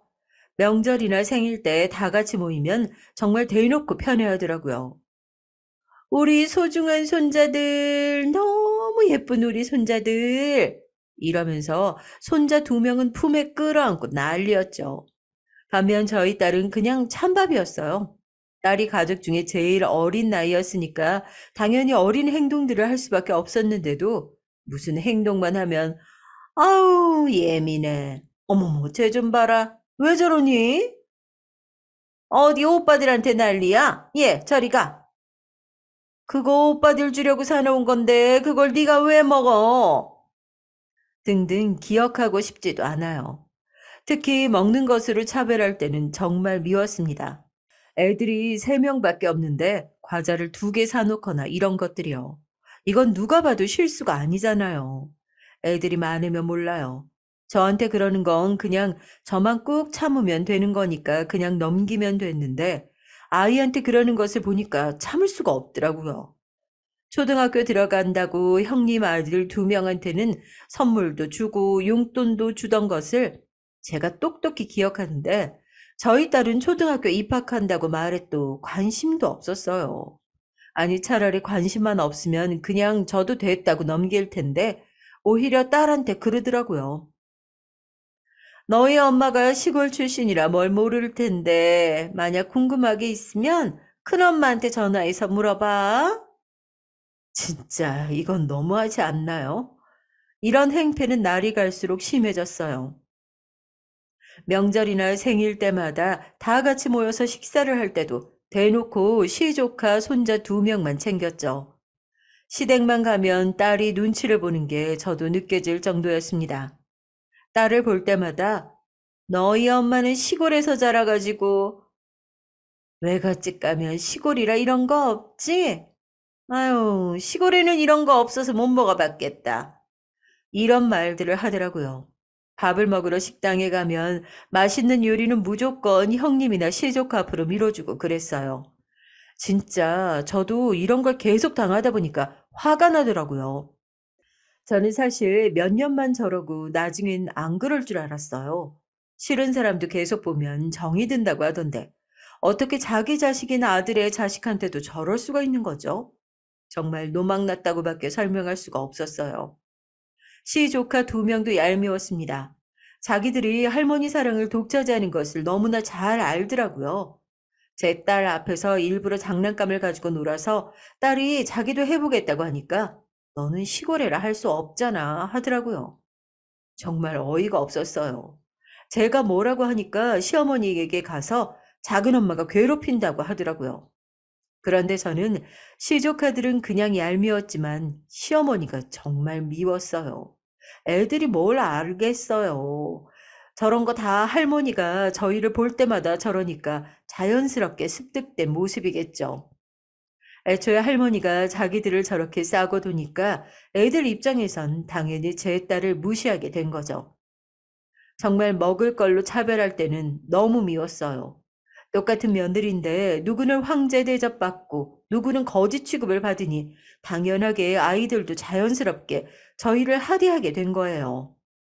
저도 저럴 때마다 너무 화가 나니까 남편한테 계속 말하곤 했죠. 남편도 도가 지나치다고 생각하면 시어머니께 말했지만 아무리 말해도 시어머니는 들은 척도 안 하더라고요. 시댁에 갈 때마다 남편과 저와 싸우게 되니 저도 지쳐서 말하자는 것도 있어요. 남편도 아무래도 자식이니까 마냥 어머니 욕을 하기도 그랬겠죠. 이렇게 시어머니가 행패가 심해져도 제가 이혼하지 않았던 것은 시아버지가 정말 저에게 잘해주셨거든요. 시아버지는 최대한 제 편의를 많이 봐주셨어요. 시어머니가 저럴 때마다 제일 적극적으로 나선 것도 바로 시아버지였죠. 저희 딸에게도 몰래 과자 사주시거나 장난감도 선물해 주셨고요. 저는 어떻게 시아버지와 시어머니가 결혼했는지 정말 아직도 궁금해요. 옛날에는 다 그랬듯 선을 보고 결혼하셨다는데 이 정도는 사기 결혼 아닌가요? 저는 그렇게 생각해요. 그리고 남편도 딸과 제 친정에 정말 잘했어요. 친정이 시골이라 가기가 불편한데 가기 싫다는 티를 낸 적이 단 한 번도 없었습니다. 오히려 자기 대학생 때 저를 처음 만났을 때가 생각난다고 했죠. 여행 가는 기분이라 좋다고 말하면서 도착해서도 저희 부모님에게 그렇게 잘했어요. 시골에서 부모님이 농사를 지으셨는데 갈 때마다 손수 나서서 도와주었죠. 저희 엄마가 그러지 말라고 해도 무거운 거 다 들어주고 맛있는 거 사가고 저희 아빠랑 놀아주고 정말 잘했습니다. 제가 시어머니에게 고통받아도 다 시아버지랑 남편이 괜찮아서 그때까진 버틸 수 있었죠. 또 남편은 딸한테도 최고의 아빠였습니다. 아이가 원하는 것은 다 들어주고 딸을 정말 예뻐했어요. 딸도 아빠만 보면 좋아하니 이혼하고 싶을 때도 딸을 보니까 이혼 얘기가 나오지 않았죠. 저만 참으면 되는 일이니까요. 저만 그냥 혼자 참으면 가정의 평화가 왔으니 그냥 꾹 참았던 것 같아요. 하지만 저도 사람인지라 시댁에 갈 때마다 저도 모르게 표정이 굳거나 반응이 차가워지긴 했어요. 그리고 형님은 저에게 시어머니처럼 괴롭히진 않았지만 그냥 제가 자격지심인지 별로 좋지 않더라고요. 자연스럽게 같이 있으면 무조건 비교가 되니까 그랬던 것 같아요. 형님이 시댁 행사에 올 때 백화점에서 산 선물을 가지고 오고는 했는데요. 저는 그게 평소에 가지고 싶었던 것이라도 절대 쓰지 않았습니다. 이렇게 시댁에 시자만 나와도 저는 너무 힘들었어요. 아무리 시아버지와 남편이 막아줘도 원초적인 비난까지 막을 수는 없잖아요. 제가 시골 출신이라고 시어머니에게 해를 끼친 게 있을까요? 전혀 없었어요. 시골에서 살았다고 뭐가 그렇게 부족했을까요? 저는 정말 이해하지 못했죠. 시댁에 갈 때마다 시골 출신이라고 저를 폄하하고 형님은 강남 출신이라고 하니까 나중에는 정말 시어머니 얼굴만 봐도 싫더라고요. 그리고 같은 행동을 해도 형님은 역시 강남 출신이라 뭐가 다르긴 다르다고 하는데 솔직히 저는 그냥 어이가 없었네요. 매년 명절이 돌아올 때마다 저는 정말 스트레스를 받았어요. 명절은 연휴가 기니까 다들 기다리시잖아요. 저는 전혀 아니었습니다. 명절이 다가오면 머리가 너무 아파서 매번 약국에 가서 약을 사서 먹을 정도였습니다. 시어머니는 쓸데없이 손이 큰 편이었고요. 명절 음식을 정말 과하게 많이 하는 편이었어요. 그리고 그 명절 음식은 무조건 저를 불러서 같이 했죠. 추석이나 설날이 다가오면 2주 전부터 저에게 연락이 와요. 그러면 저는 같이 시장에 가서 재료를 사서 돌아와요. 그리고 계속 음식 준비를 하죠. 정말 너무너무 하기 싫었지만 억지로 했습니다. 잔소리는 또 어찌나 심한지 듣다 보면 제 귀가 너무 아팠어요. 1초도 쉬지 않고 얘기할 수 있는 것도 정말 재주라고 생각이 들더라고요. 또 시어머니는 아들 사랑이 정말 심했어요. 옛날 분이니까 이해해야지 싶다가도 듣다 보면 진저리가 나더라고요. 남편 자랑을 저에게 계속하는데 사실 듣다 보면 똑같은 얘기거든요. 그 똑같은 얘기를 명절마다 들었다고 생각해 보세요. 정말 지겹지 않나요? 그리고 명절에 모이면 친정에 매번 늦게 보내줬어요. 강남 출신 형님은 사실 같은 서울이니까 굉장히 가까웠어요. 차로 30분 정도만 가면 되는데 제 친정은 3시간이 걸려요. 그러면 당연히 제가 먼저 떠나야 하는 것 아닌가요? 그런데 형님이 가야 저를 보내줬죠. 뒷정리하고 가라고 그러더라고요. 다 같이 먹었는데 왜 저만 콕 집어서 뒷정리를 하라고 하는 건지 정말 미웠습니다. 형님이 그럴 때마다 같이 빨리 하고 가자고 했지만 억지로 보내더라고요. 또 제 딸 보고 대놓고 차별하고 그러니까 정말 시댁에 가는 게 세상에서 제일 싫었어요. 딸도 서울 할머니 집에 가는 게 싫다고 대놓고 그랬습니다. 제가 아무래도 불편해하는 게 제 딸한테도 느껴졌나 보더라고요. 또 시댁은 제사도 어찌나 많은지 제사가 1년에 14번이었어요. 집에 제사가 있으신 분들은 아시겠지만 제사 정말 힘들어요. 음식 준비가 만만치 않잖아요. 그럼 그 음식 준비는 또 누가 했을까요? 당연히 제가 했어요. 형님은 부르지도 않더라고요.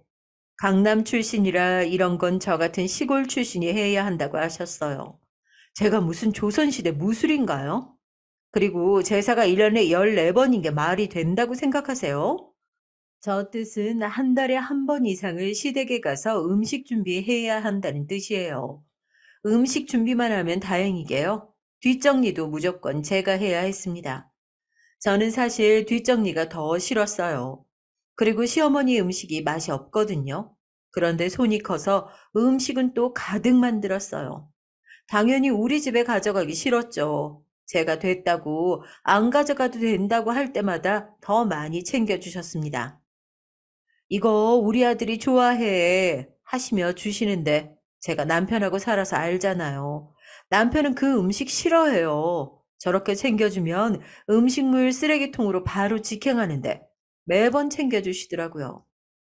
그렇게 명절과 겹치는 달에는 정말 일주일에 한 번씩은 시어머니를 봤던 것 같아요. 게다가 뭐 명절과 제사만 있나요? 시댁 식구들 생일만 챙겨도 기념일은 더 늘어났습니다. 그나마 생일 때는 밖에서 먹으니 괜찮았지만 저는 그냥 시어머니 얼굴을 보는 그 자체가 너무 힘들었습니다. 연락은 또 어찌나 많이 오던지 심심하면 전화하더라고요. 안 받고 싶어서 안 받으면 제가 시댁에 들어가서 나올 때까지 뭐라고 하셨어요. 나중에는 시댁 행사가 있는 날이면 너무 힘들어서 약국에 가서 청심환도 사 먹었습니다. 시어머니 목소리만 들어도 손이 떨리는 지경이 됐었거든요. 제가 이렇게 힘들어할 때마다 주변에 말해보면 제가 유독 별나긴 했더라고요. 다들 어느 정도는 시집살이를 당하고 살았지만 이렇게 저처럼 당하고 사는 사람은 아직까지 못 봤어요. 남편이 저에게 잘하지 못했다면 정말 짐을 싸들고 친정으로 내려갔을 거예요. 결혼하신 분들은 공감하실 텐데 시어머니가 저래도 집에서 남편이 잘해주면 또 사람이 단순해서 풀리더라고요. 이렇게 고통받으며 살고 있다가 어느 순간 확 터진 날이 있어요. 이날은 제 인생에서 잊을 수 없는 날입니다. 사실 이 사건을 얘기하려고 제보를 하게 됐죠. 군뱅이도 밟으면 꿈틀한다고 하잖아요. 저도 저렇게 고통받으며 사니까 어느 순간 해탈했던 것 같아요. 그런데 해탈했지만 아닌 건 아니잖아요. 추석이라 또 다 같이 모인 날이었죠. 저희 시댁은 추석에 성묘하러 꼭 가는 편이에요. 주로 갈 때마다 시아버지와 아주버님, 그리고 제 남편 이렇게 셋이 가거나 혹은 손자 2명까지 이렇게 남자들만 가고는 했죠. 저는 사실 시어머니가 너무 싫어서 같이 가고 싶었는데 시어머니가 성묘는 남자들만 가는 거라고 하더라고요. 저희 시어머니는 정말 남자 선호 사상이 굉장히 심한 편이세요. 본인도 여자면서 항상 남자 편에 서서 말씀하셨죠. 여자가 그러면 안 돼. 여자니까 당연히 해야지. 등등 항상 저런 말을 했어요. 물론 강남 출신 형님에겐 저러지 않으셨고요. 시골 출신인 저한테만 그러셨죠. 사건이 일어났던 날도 남자들과 손자 2명은 성묘 가고 시어머니와 형님 그리고 제 딸 이렇게 4명이 시댁에 있었어요. 그런데 갑자기 시어머니가 저를 부르는 거예요. 그래서 그쪽으로 가봤는데 화장실에서 저를 부르더라고요. 어머님 무슨 일이세요? 예, 아유 지금 변기가 막혔다. 네가 좀 뚫어봐. 네? 무슨 일인가 하고 보니까 정말 변기가 막혔더라고요. 형님도 일어나서 저희 쪽으로 왔죠. 다 같이 변기를 보고 저거 어떡하지 보고 있었는데 저보고 자꾸 뚫으라는 거예요. 저는 이따 애 아빠 오면 그때 부탁할게요 라고 말했어요. 평소에 우리 집에서 변기가 막히면 남편이 뚫었거든요. 저는 대수롭지 않게 그렇게 말했습니다. 그런데 시어머니가 갑자기 화를 내는 거예요. 너는 남편 어려운 줄 모르고 이런 걸 남편한테 시키니? 어디서 배웠니, 그런 건? 너는 시골 출신이니까, 이런 건 많이 해봤잖아. 저렇게 말씀하시는데 정말 머릿속에서 표지가 나간 느낌이 들었어요. 형님이 옆에서, 아, 이따 서방님 오시면 부탁해요, 어머니. 하셨는데, 거기다 대고 뭐라고 했는지 아세요? 아니야, 너는 곱게 자랐으니까 그냥 소파에 앉아 있어. 애초에 부르지도 않았는데 여기 왜 왔어? 힘들게. 그냥 앉아서 과일이나 먹고 편하게 텔레비전 보고 있어. 하면서 정말 형님 등을 거실로 미는 거예요. 그 순간 저도 모르게 그동안 꾹 참고 있던 게 터져버렸어요. 정말 저도 도저히 참을 수가 없겠더라고요. 제가 어떤 행동을 하셨는지 짐작하시겠어요, 여러분? 저도 지금 생각하면 정말 웃겨요. 저는 화장실에 놓인 고무장갑을 끼고 변기에서 똥을 꺼냈어요. 그래, 네가 좀 뚫어봐. 아우, 역시 해봐서 잘 알지?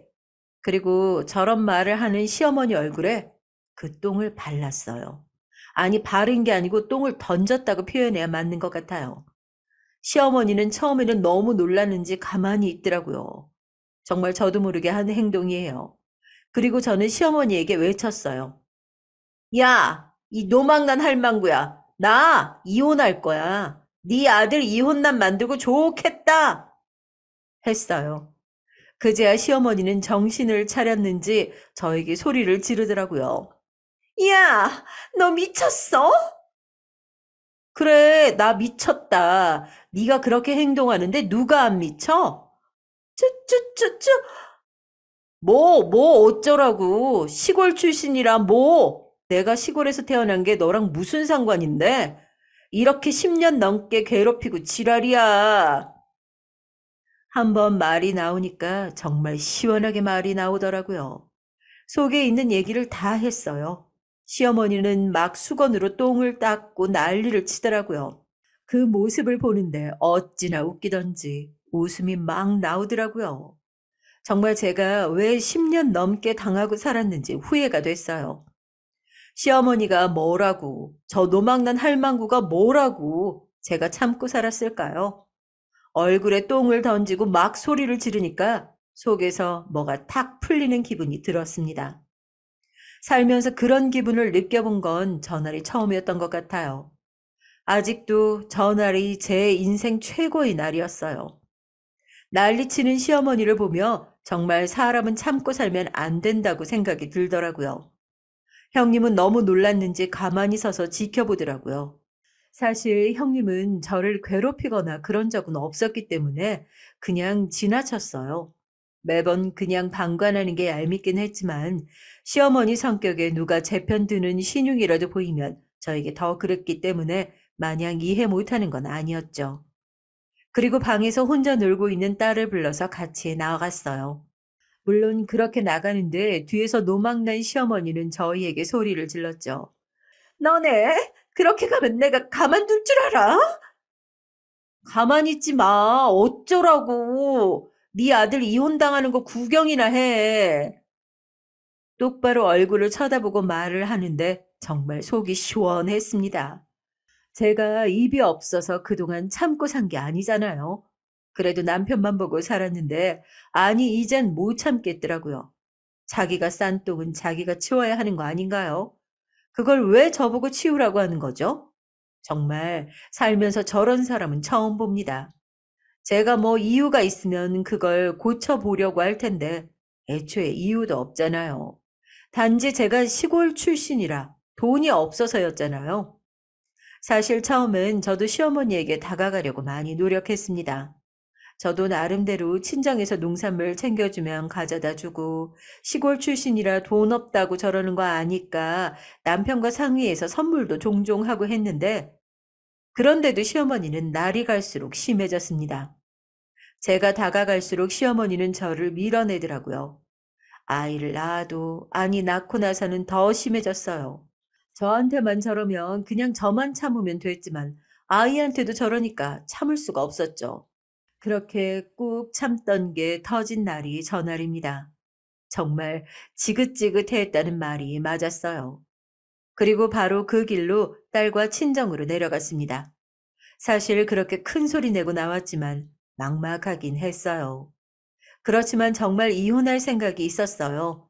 남편과의 관계는 괜찮았지만 시어머니가 저렇게 행동하는데 도대체 누가 버티겠어요. 딸 손을 잡고 말했습니다. 그동안 우리 딸도 힘들었지? 이제 됐어. 괜찮아.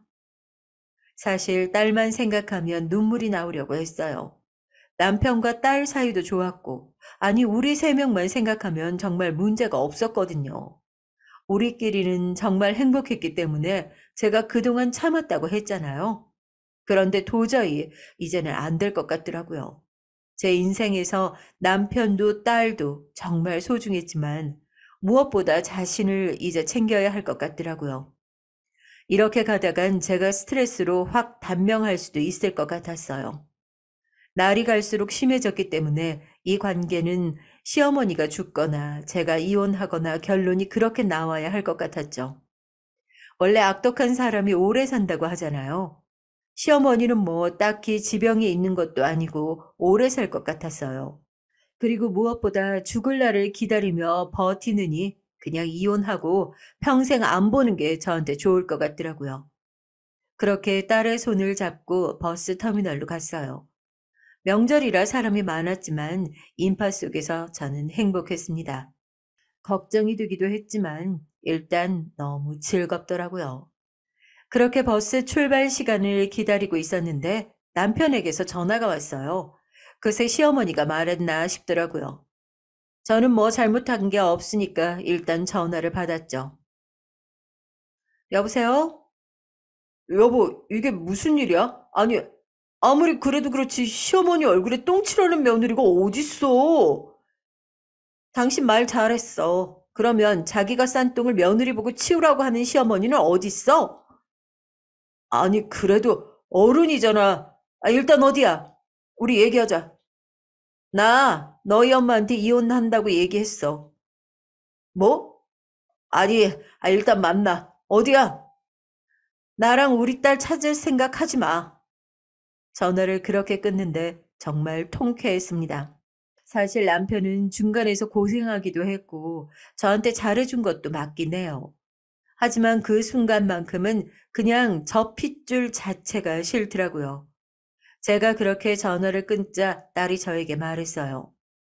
엄마, 그럼 나 이제 아빠 못 봐? 그 순간 좀 철렁하긴 했습니다. 우리 딸, 아빠한테 지금 가고 싶어?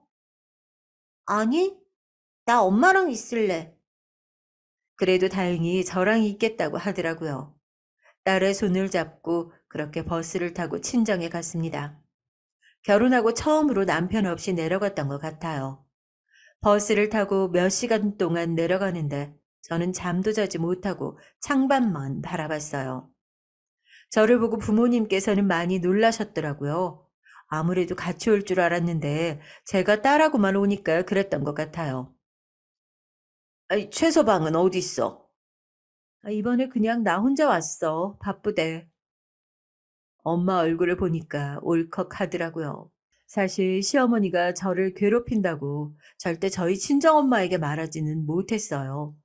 친구들한테는 잘만 얘기했지만 엄마에게는 말을 못하겠더라고요. 걱정하실 게 뻔히 보이기도 했고, 제가 시골 출신이라 싫어한다는 말을 시골에 사시는 부모님에게 어떻게 말하겠어요. 궁금해 하시는 게 제 눈에 보였지만 도저히 말은 못하고 괜히 말을 계속 돌렸던 기억이 나요. 그렇게 도착해서 딸 저녁밥을 먹이고 저도 부모님과 얘기를 하는데 남편에게 전화가 계속 왔어요. 전화를 안 받으니 문자도 계속 오더라고요. 시어머니에게도 연락이 올까 싶었는데 시어머니에게서는 안 왔어요. 밤이 됐습니다. 부모님이 자고 계신 걸 확인하고 남편에게 전화를 걸었어요. 여보, 당신 도대체 어디야? 집에도 없고 친정 간 거야? 그게 왜 궁금해? 너희 엄마나 챙겨. 당신 정말 나랑 이혼할 거야? 일단 얼굴 보고 얘기하자. 내가 올라갈 때까지 기다려줘. 나 생각 정리 좀 하자. 알겠어. 다음날 엄마가 물어보셨어요. 언제 올라가니? 최서방은 안 오는 거야? 애아빠가 이번엔 정말 바쁘대. 일단 저는 남편과 결혼하며 서울을 올라간 거라 사실 서울에 가도 갈 곳이 없었어요. 우리 집이 있는데 거기 가면 남편을 봐야 하잖아요. 그래서 더 가기 싫었어요. 그냥 정말 시댁과 관련된 그 무엇도 엮이고 싶지 않더라고요. 하지만 명절이 끝났으니 딸은 올려보내야 했어요. 학교에 가야 하니까요. 그래서 남편에게 전화해서 아이를 데려가라고 말했죠. 저는 절대 올라가지 않을 예정이어서 그때 부모님에게 말했습니다. 요즘 서울 생활이 조금 힘들어서 아기 아빠가 오면 딸만 올려보낼게. 나 엄마랑 아빠랑 조금 더 있고 싶다. 제가 생각해도 조금 부자연스럽긴 했지만 어쩔 수 없었어요. 그렇게 남편이 내려왔어요. 부모님과 남편은 아무렇지 않게 반갑게 인사하고 저는 남편과 둘이 길을 걸으며 얘기했죠. 나는 정말 당신 자체는 너무 좋아. 지금도 나는 당신이 남편이라 다행이라고 생각해. 하지만 나 정말 앞으로 시어머니와 엮이고 싶지 않아. 우리 싸움도 거의 다 시어머니 때문이잖아. 나 이제 이 생활 너무 힘들고 지겹다. 우리 그만하자. 당신 진심이야? 그럼 우리 딸은 어떻게? 아기는 당신이 키워. 아니다. 내가 키울게. 우리 딸을 어떻게 너희 엄마한테 계속 보여주니? 애 시댁할 때마다 상처받은 거 알아? 엄마 일은 나도 정말 미안하게 생각해. 그런데, 아니, 이혼이라니. 나 정말 당황스러워, 여보. 남편과 얘기하며 정말 많이 울었어요. 저도 남편 자체는 정말 좋았습니다. 최고의 아빠였고, 가정에서도 충실했거든요. 사람은 참 괜찮았지만, 저는 정말 시어머니를 인생에서 더 마주하고 싶지 않았습니다. 일단 아이가 학교에 가야 하니 딸은 남편과 같이 올려보냈어요. 엄마, 같이 가. 딸은 저랑 떨어지는 게 싫다고 엉엉 울었습니다. 남편도 일단 같이 올라가자고 시어머니랑 안 마주하도록 자기가 노력하겠다고 했죠.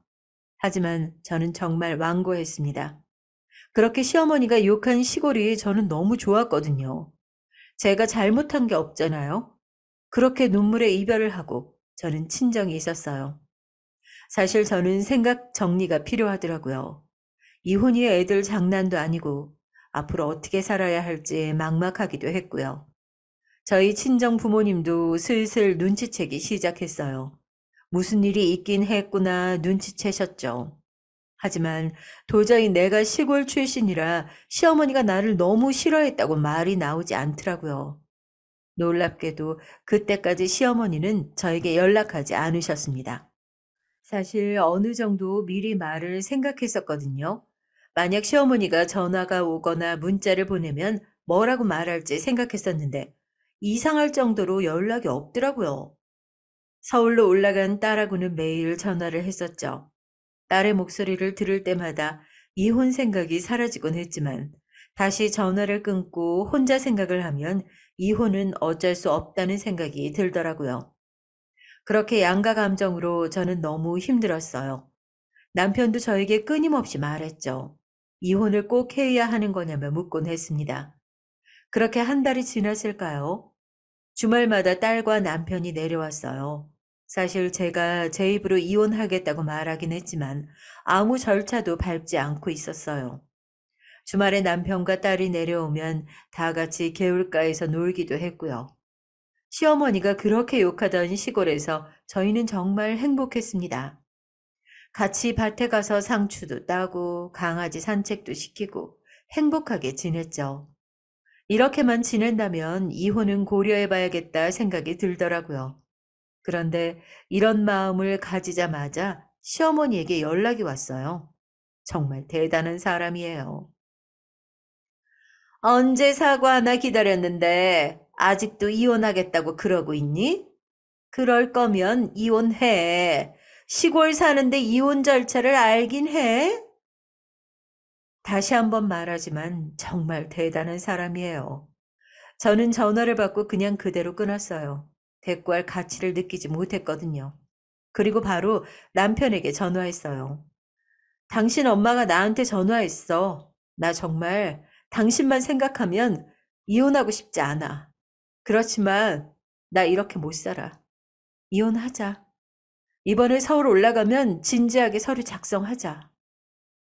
남편은 한숨을 쉬었어요. 저는 이어서 말했습니다. 나랑 이혼하기 싫으면 네가 시어머니랑 인연을 끊든지 그건 네 선택이야. 그리고 바로 끊었습니다. 그리고 정말 많이 울었어요. 정말 남편과 아이만 생각하면 이혼하고 싶지 않았거든요. 특히 딸이 남편을 정말 좋아하기 때문에 쉽지 않은 선택이었습니다. 자식이 있으신 시청자분들은 다들 제 말이 무슨 말인지 이해하실 거예요. 하지만 시어머니 목소리를 듣자 정말 제가 벌벌 떨었거든요. 그 정도로 저는 시어머니와 엮이기가 싫었습니다. 목소리만 들어도 싫더라고요. 이러니 도저히 살 용기가 안 났어요. 남편은 시어머니와 부모 자식 관계니까 아무래도 단칼에 끊는 것은 힘들어 보였죠. 저는 그것은 이해했어요. 저도 만약 남편이 저희 친정 부모님하고 연을 끊는 것을 원하면 쉽지 않을 것 같았거든요. 그렇게 힘들어하면서 저는 혼자 서울에 올라갈 준비를 하고 있었습니다. 그런데 엄마가 저를 다급하게 부르셨어요. 누가 찾아왔다는 거예요. 저는 남편인가 싶어서 마당으로 갔어요. 그런데 거기 누가 있었는지 아세요? 사실 시어머니가 왔을까 싶어 저도 가슴이 콩닥콩닥 했어요. 다행히 마당에는 시아버지가 있었어요. 혼자서 저를 찾아오셨더라고요. 아버님, 여기 어쩐 일이세요? 며느라, 시아버지는 정말 저에게 잘해줬다고 제가 이미 얘기했잖아요. 그래서 저도 사실 조금 반가웠어요. 시아버지는 역시 저희 친정에 오신다고 선물도 많이 들고 오셨더라고요.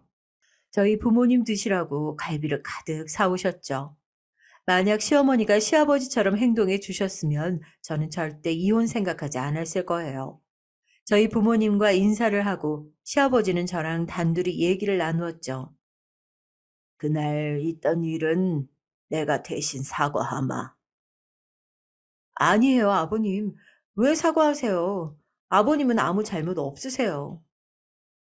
아내가 평소 멀쩡한데 유독 며느리인 너한테만 그러더라고. 내가 더 신경 썼어야 하는데 미안하다. 저와 시아버지는 둘이 계속 서로에게 사과했어요. 그러면서 시아버지는 저에게 이혼을 꼭 해야 하냐고 물으셨죠. 제가 이혼하지 않고 살 수 없지 않냐고 묻자 시아버지는 뜻밖의 말을 저에게 하셨습니다. 네가 원한다면 시어머니를 평생 보지 않고 살아도 된다. 명절이나 생일 때 오지 않아도 돼. 그동안 오히려 몰라줘서 미안하다. 시아버지가 저렇게 나오실 줄은 몰랐어요. 손녀를 생각해서라도 다시 한번 생각해 주겠니? 시아버지는 그렇게 서울에 올라가셨습니다. 그리고 저도 그제야 친정 부모님에게 털어놨죠. 사실 그동안 시집살이를 당했었고 참다 못해서 이혼 생각을 하고 있었다고 얘기했어요. 엄마는 너무 속상하셨는지 우시더라고요. 아빠는 아무 말도 하지 않고 계시다 저에게 그러셨어요. 네가 힘들면 이혼해라. 요즘 세상에 이혼이 별거니? 엄마도 옆에서 거드셨어요. 네가 마음 편한 대로 행동해. 그렇게 밤이 지나갔고 남편이 다음 날 찾아왔죠. 같이 차를 타고 서울로 올라가면서 정말 많은 말을 나누었어요. 나 정말 당신하고 어머니하고 절대 안 마주치게 할게. 그동안 몰라줘서 미안해. 저도 사실 딸을 생각하니까 막상 이혼하기가 쉽지 않더라고요. 이혼한다고 당당하게 말했지만 이혼은 현실이었어요. 딸은 엄마도 아빠도 좋아하는데 시어머니 한 명 때문에 딸을 고통스럽게 만들고 싶지 않았죠. 남편도 딸한테는 정말 제가 생각해도 최고의 아빠였기 때문에 더 그랬던 것 같아요. 또 친구들에게 전화로 상담을 했을 때도 친구들은 저에게 그랬죠. 제가 이혼하지 않고 그대로 사는 게 더 복수라고 하더라고요. 생각해보니 그 말이 맞았습니다. 시어머니 얼굴에 똥칠하고 그대로 살면 그게 더 복수더라고요. 시어머니는 얼마나 배알이 꼴리겠어요. 제가 오히려 이혼하면 그게 시어머니는 더 좋아할 것 같았어요. 애초에 저를 자기 집안에 들이기 싫어했으니까요. 어쩌면 목표가 이혼일 수도 있었겠죠. 일단 그래도 강하게 나갔으니 복잡한 마음을 가지고 남편과 서울 집에 도착했습니다. 그렇게 주차장에서 집으로 올라가는데 저는 기절초풍했어요. 세상에 제가 오는 걸 어떻게 알았는지 시어머니가 우리 집 앞에 있던 거예요. 남편도 놀라서 엄마 여기 어떻게 오셨냐고 물었는데 더 놀라운 것은 시어머니의 행동이었어요. 저를 보자마자 저에게 달려오셨어요. 그러면서 망할년 욕하시는데 와 정말 대단하더라고요. 저보고 배은망덕하다고 욕하면서 제 머리채를 잡더라고요. 그 순간 저도 참을 수가 없어서 똑같이 머리채를 잡았죠. 남편이 중간에서 서로 떼놓느라고 고생했어요.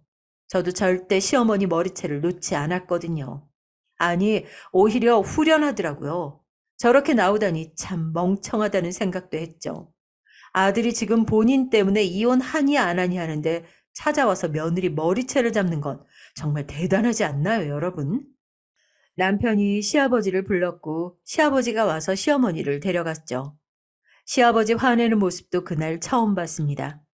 시어머니는 끌려가는데도 저에게 소리를 지르더라고요. 어찌나 소리가 큰지 동네 주민들이 다 나와서 구경했어요. 아직도 전화할 생각하면 창피해 죽을 것 같아요. 그렇게 집에 들어가자마자 말했어요. 야, 이혼해. 너 봤지? 저러고도 뭐 같이 살아? 정말 진심이었어요. 남편은 한숨을 쉬고 말했습니다. 내가 그냥 엄마랑 인연 끊을게. 나도 진짜 더는 못 보겠다. 나도 중간 역할 지쳐. 이제 그냥 내가 엄마랑 연을 끊는 게 나을 것 같다. 그렇게 둘이 얘기를 진지하게 하고 있는데 시어머니한테 전화가 왔어요. 분명 차를 타고 가고 있을 텐데 저 에너지가 이제는 부러울 지경이었죠. 사람이 미치려면 곱게 미치지 왜 저럴까요? 전화를 받자마자 또 소리를 지르는 거예요. 저도 질 수 없어서 같이 소리 질렀어요. 그러자 남편이 중간에서 가로채서 자기도 소리를 지르더라고요. 그만! 제발 둘 다 그만! 그만하라고요, 엄마! 제발! 저는 남편이 저렇게 소리 지르는 거 처음 봤어요. 통쾌한 마음이 더 컸던 것 같습니다. 시어머니는 남편이 자기한테 저렇게 나오니 충격을 받은 것 같더라고요. 제 알 바 아니지만요. 그리고 시아버지께도 연락이 왔습니다. 당신이 제 얼굴을 볼 면목이 없다고 하시더라고요. 잘못은 시어머니가 했지만 사과는 항상 시아버지가 대신 하셨어요. 저도 이번엔 강하게 말했습니다. 아버님 잘못 아니라고요. 그리고 정말 이번엔 충격이었는데 아주버님과 형님도 저를 찾아오셨어요. 아주버님이 저에게 그러더라고요. 재수 씨, 그동안 힘드셨죠? 저희도 어머님 성격 이상한 거 누구보다 잘 알고 있어요. 그래도 건들거나 제지하면 더 그러니까 최대한 모른 척 했던 건데 그게 오히려 재수 씨를 힘들게 만들었더라고요. 동서, 나도 미안해. 그동안 시어머니가 나 칭찬하면서 동서 욕할 때마다 나도 민망해서 어떻게 해야 할지 모르겠더라고. 아주버님과 형님까지 저를 찾아와서 사과하시더라고요. 사실 기분은 좋았어요. 누가 봐도 지금 정상이는 저라는 거잖아요. 시어머니 성격상 정말 제 편을 들면 더 심해졌을 것이라는 의견에는 저도 동의했습니다. 시아버지도 남편도 이제 시어머니를 보고 살지 않아도 좋다고 하니까 이혼하지 않고 싶어졌어요. 남편과 아들들까지 자기를 외면하는데 결국 승리자는 저 아닌가요? 그리고 그렇게 싸고 돌던 그놈의 강남 출신 며느리인 형님도 제 편이니까요. 그리고 친구들 말대로 제가 이혼하지 않는 게 시어머니에게 할 수 있는 최고의 복수더라고요. 시어머니가 차라리 저기서 불쌍한 척을 했으면 식구들 의견이 달랐을 텐데 끝까지 멍청하더라고요. 저는 정말 저를 찾아와서 머리채를 잡을 줄은 몰랐어요. 정말 인간의 바닥을 본 느낌이었죠. 결론만 말하자면 저는 이혼하지 않았습니다. 그 대신 남편과 딸과 정말 행복하게 살고 있어요. 남편에겐 나중에 제대로 사과도 받았어요. 자기가 더 챙겨야 하는데 미안하다고 하더라고요. 당연히 시어머니는 그 뒤로 볼 일 없었습니다. 저에게 자꾸 전화나 문자로 뭐라 하길래 번호를 바꿔버렸어요. 또 저를 찾아와서 머리채를 잡을까봐 이사도 갔고요. 시어머니와는 연락도 안 했지만 시아버지하고는 종종 만나고 있습니다. 말 들어보니까 시아버지도 질릴 대로 질리셨더라고요. 황혼이혼을 생각하고 계시더라고요. 그리고 시어머니는 그렇게 돈을 좋아하더니 여기저기 빚도 많았다고 하더라고요. 나중에 알게 된 사실이지만 본인 빚이 많으니까 형님이 한번 갚아준 적도 있대요. 듣고 보니까 퍼즐이 맞춰지는 기분이 들었죠. 빚을 갚아주니까 형님은 너무 예뻐 보였나 봐요. 그래서 볼 때마다 강남 출신이라 뭐가 다르다고 했나 보더라고요. 남편은 1년에 한 번 혼자 시어머니를 보러 가고는 해요. 저는 아무렇지도 않아요. 애초에 연을 끊을 거라고는 기대하지 않았으니까요. 그 대신 저는 명절과 각종 시댁 행사에서 해방됐죠. 이제 제사를 1년에 14번이나 지내지 않아도 돼요. 시어머니와 시아버지는 별거 중이세요. 자연스럽게 제사도 없어졌대요. 하긴 이제 뭐 제사가 대수겠어요. 저는 이제 명절마다 시어머니가 그렇게 욕하던 시골로 내려갑니다. 시골에서 친정 부모님과 사랑하는 남편과 딸과 얼마나 즐거운지 모르겠어요. 친정 부모님께도 설명했어요. 결국 잘 풀렸다고 말했더니 정말 좋아하시더라고요. 명절마다 내려가서 텃밭에서 배추도 뽑고 상추도 뽑으며 놀면 너무 즐거워요. 딸이 강아지를 정말 좋아하는데 요즘 강아지가 새끼를 낳아서 보러 가자고 성화해요. 시어머니가 그렇게 욕하던 시골을 딸이 너무 좋아하니까 저도 자연스럽게 마음이 치유되었어요. 그러면서 가끔 내가 왜 그 몇 년을 참고 있었지라는 생각이 들었습니다. 더 빨리 벗어날 걸 하고 후회도 해요. 하지만 뭐 지금 현재가 너무 즐거우니 그런 생각도 할 수 있는 거죠. 이제는 각종 시댁 행사에서 해방돼서 명절마다 길게 친정에 내려가니 부모님도 너무 좋아하세요. 남편이 친정에는 잘한다고 했잖아요. 그래서 저희 오는 것을 그렇게 반기세요. 시어머니와 연락이 끊겼으니 무엇을 하고 살고 있는지 저도 몰라요. 애초에 궁금하지도 않고요. 제가 이 얘기를 주변에 종종 했었거든요. 친구들은 저보고 정말 사이다라고 했어요. 누가 시집살이를 당하고 있다고 하면 제가 이 얘기를 꼭 합니다. 나는 시어머니 얼굴에 똥칠하고 지금 아주 행복하게 살고 있다고 말해요. 다들 제 얘기를 재밌게 들어주더라고요. 친구 중에 몇 명은 제보하라고 하기도 했죠. 그래서 저만 알기 아쉬워서 제보하게 된 것이랍니다.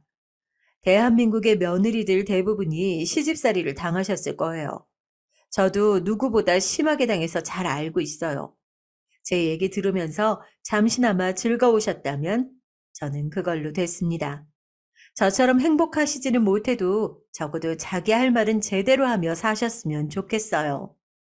여러분, 사이다 사연 즐거우셨나요?